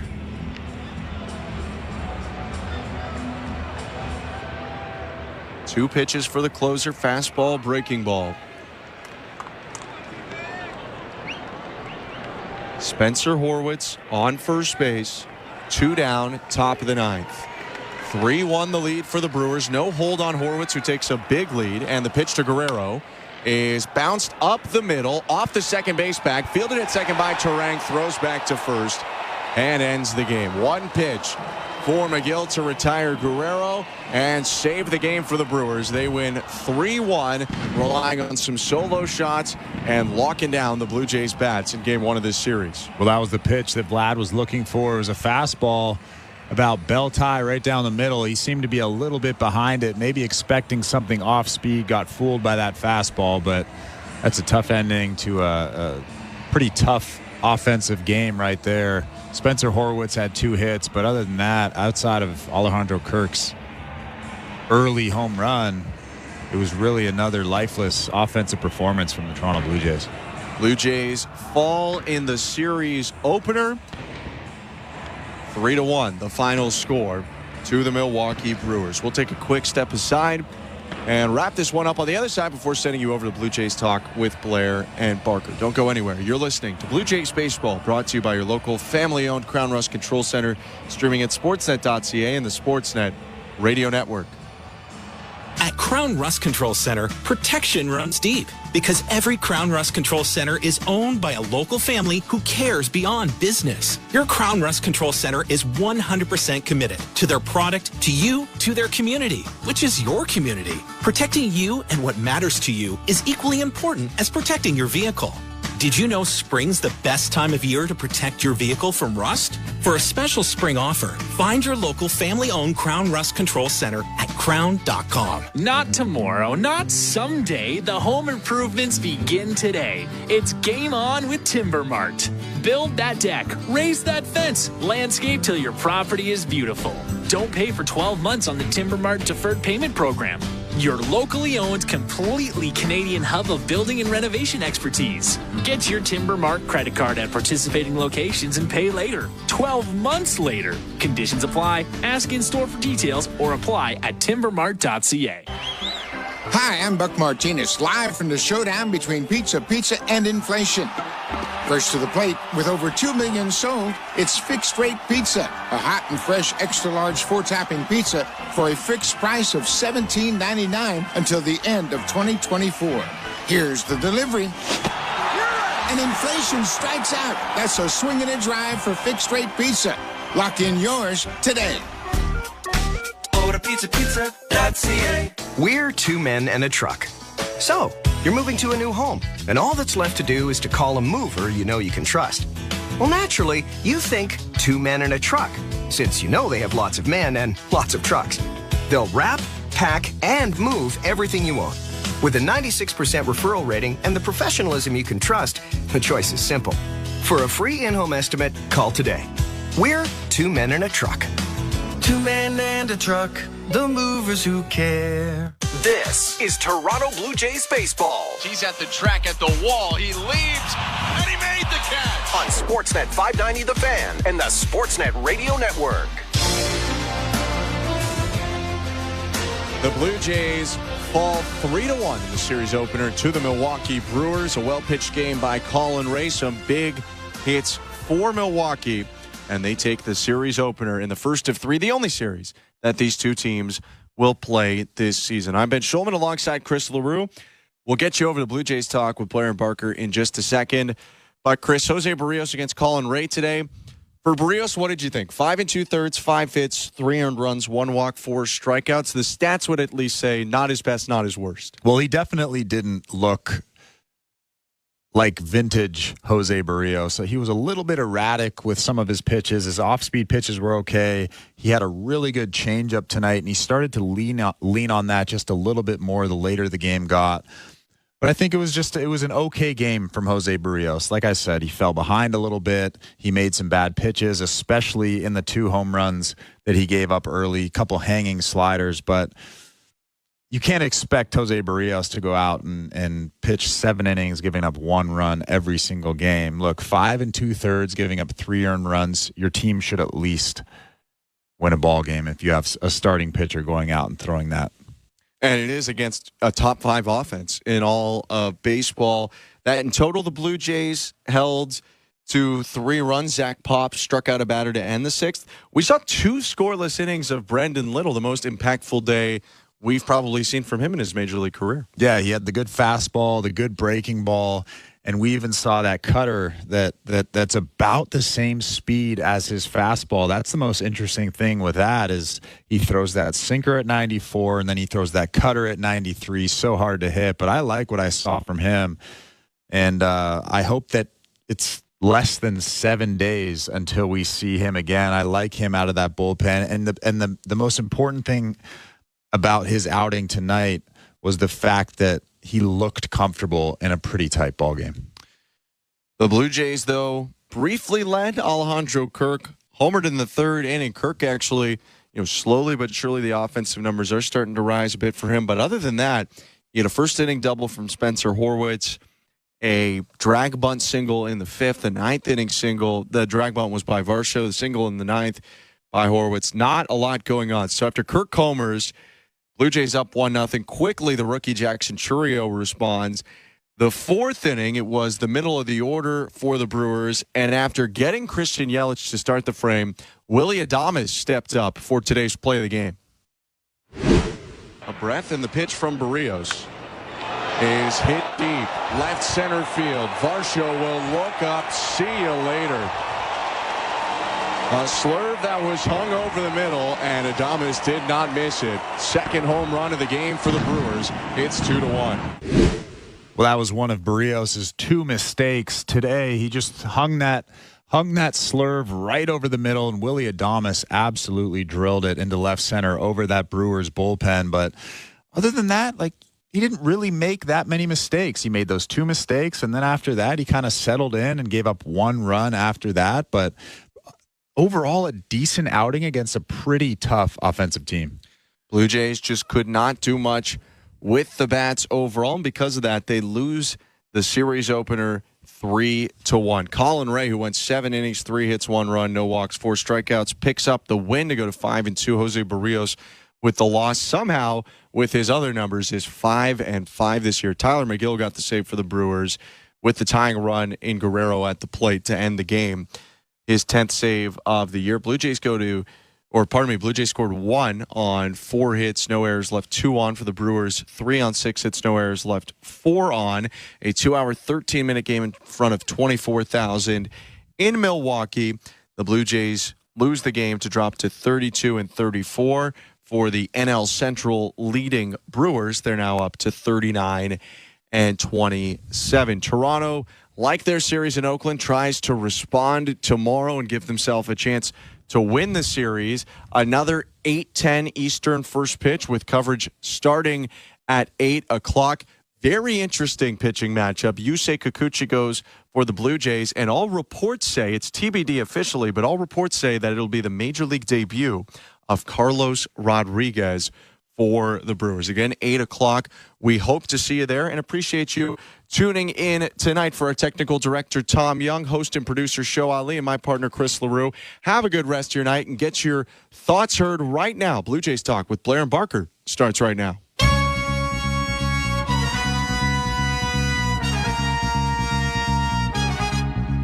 All right, folks. This Blue Jays Talk is going to be a bit like a George Springer at bat. Quick and dirty. Except hopefully we'll accomplish something during the time. 416-870-0590, star 591, 888-666-0590. Kevin Barker's Blue Jays once again failing to muster anything offensively, losing 3-1 to the Milwaukee Brewers in the first game of a 3-game series. Kevin Barker,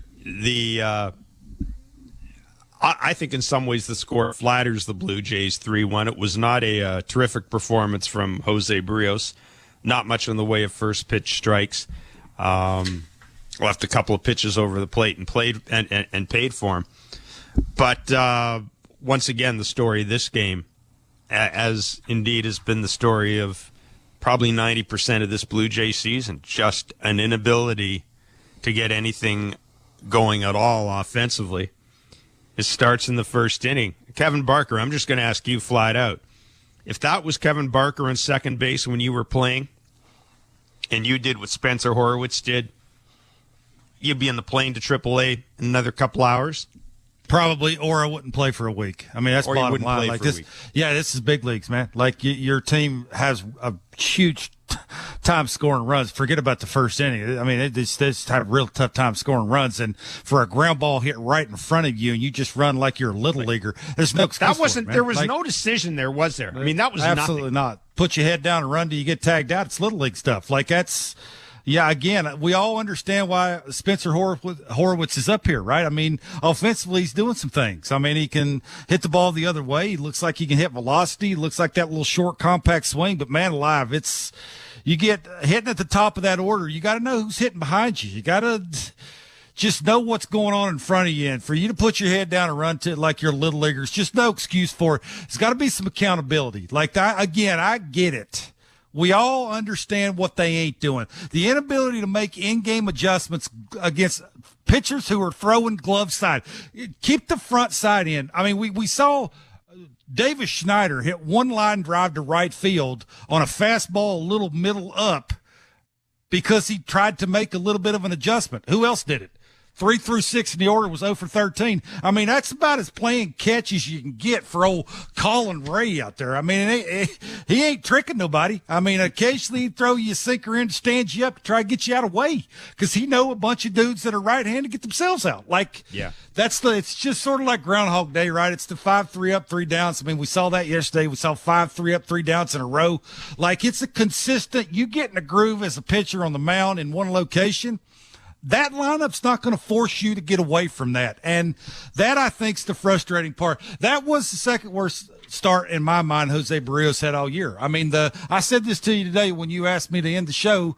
You asked me, what does he have to do? And I said, throw strike one and be consistent with the spin of the slurve. He was neither one of those. He faced 22 batters. He threw 8 strike ones. He was falling behind all night. He had 9 3-ball counts. That's atrocious. That's not Jose Berrios. But he was 1 out away from giving them a quality start.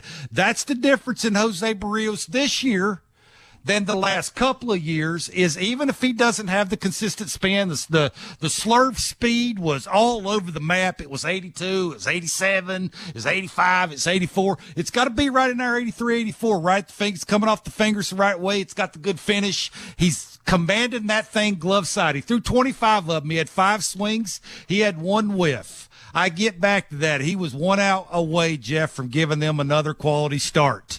It's just the offense. If I'm in that lineup, I'm embarrassed.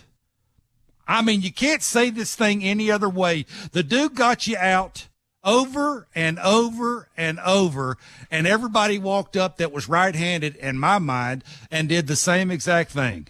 Step in the bucket and try and pull a slurve, a four-seamer, a sinker, something glove side. That's the glove side from the pitcher. That's away to a righty. Instead of scoot closer, bury your front shoulder, mix it, do something to try and get him away from the little groove that he's in. And it's too bad. I mean, the rotation for me right now, Jeff, deserves better, and they're just not getting it. No, they definitely aren't. They did get a home run from Alejandro Kirk tonight, a 400-foot shot, but really, that was all they had going on. This Spencer Horwitz base running mistake, and then in the 5th inning, Dalton Varsho gets on base with a drag bunt, and Isaiah Kiner-Falefa, coming off a 5 RBI game, hits into a double play, and that was basically it until Spencer Horwitz singled with 2 out in the 9th inning. That did bring Vladimir Guerrero Jr. to the plate with the tying run. But first pitch ground out on a 99-mile-an-hour fastball. And that was all she wrote for the Blue Jays, who had a chance to move to 500 at 23-23. They are now 22-24. And as we talked about in Blair and Barker today, the one saving grace is that there are a lot of really bad baseball teams this year in the majors, and not the next 18 games is not. The next 18 games, they got to get some good ones. Yes, that is true. That is true. They will definitely get some good teams. However, the numbers to call 416-870-0590 star 590 1-888-666-0590. Again, 2 solo home runs from Willie Adames, Jackson Chourio, and a sacrifice fly off the bat of Willie Adames. I don't know, Kevin. I mean, I guess if you really want to second guess, you wonder if maybe Dalton Varsho has a better arm in left field and throws him out. But I mean, that's kind of ticky-tack. That's kind of ticky-tack on my part, although there's certainly, well, let's put it this way. There was absolutely no doubt the Brewers were going to run on Davis Schneider on that sacrifice fly. 3-1. The Milwaukee Brewers have beaten the Toronto Blue Jays. Adam and Pickering, you're on Blue Jays Talk. Hi, guys. Long-time listener, first-time caller. Kevin said it earlier. This rotation deserves better. Why do you guys think Orelvis Martinez has not been called up, given how he's dominating AAA? I'm going to hang up and listen to your thoughts. I appreciate it. Yeah, I mean, I don't know if I'd call a 249 average necessarily dominating AAA. How many errors does he have now? I'm trying to look here, trying to look at his fielding. Is it 14 errors? Where are you? Come on. 14 errors this year. I mean, I guess, if you think that he's the answer to what ails you offensively, but I mean, you're basically already really flirting with run prevention with some of the lineups you're running out there right now, Kevin. I don't know what you would do with Orelvis Martinez. I really don't. And again, yes, he's got 15 home runs, 43 RBIs. He's got an 852 OPS, a 336 on base percentage. But I mean, I don't know where you'd fit him in here. I don't know where you'd fit him in here right now. I don't know how you feel about it. Yeah, he's hitting 226 against righties. I mean, I think that's it. Yes. They don't face enough lefties that he would get enough at bats that it would matter, right? You'd have to see better quality at bats against the right-handed pitcher, right? Can he take a sweeper from a righty, drive that thing to right center? I mean, if he can, call him up. I think they're at the point now where who cares? Who cares how many errors he's making in the field? And I mean, if you got to DH him a few times, you got to DH him. I think that's sort of where they're at. Is it his fault? Probably not. Should you call him out? Probably not. If I were running a team, would I call him up? Probably not. I mean, I think that's sort of where they're at with this. You got to play it out. You got to find a position. You know, what are they going to do with him if they have to trade him at the trade deadline? Like, what would they make a trade? Man, there's a lot of things going into this. Again, 3 through 6 in the order. Jeff went 0 for 13, and it was a legit 0 for 13. Most of them really did solidly quiet. Absolutely. I mean, they're working through that thing, man. It's like, and George Springer, again, it's like you if you're a hard thrower, you're not afraid to throw Vladdy a fastball.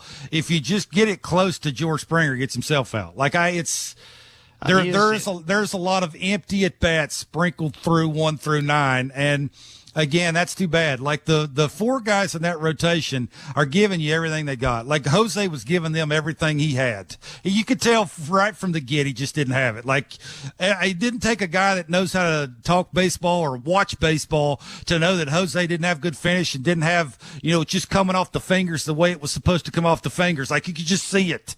And you could tell it's going to be a battle. Like he was going to throw more changeups. He was going to, aim bigger. It was didn't have the back door. Don't have the slurve where I want it. Can't back foot it.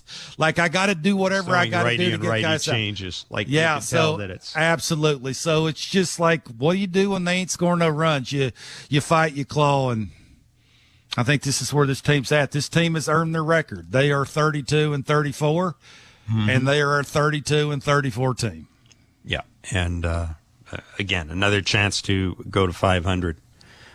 Which to me at least is kind of that's I'm not a big fan in saying that you hit a reset button at any point, but given the way, as we talked about, just how miserable there are a lot of teams are in baseball right now. There are a lot of teams under 500.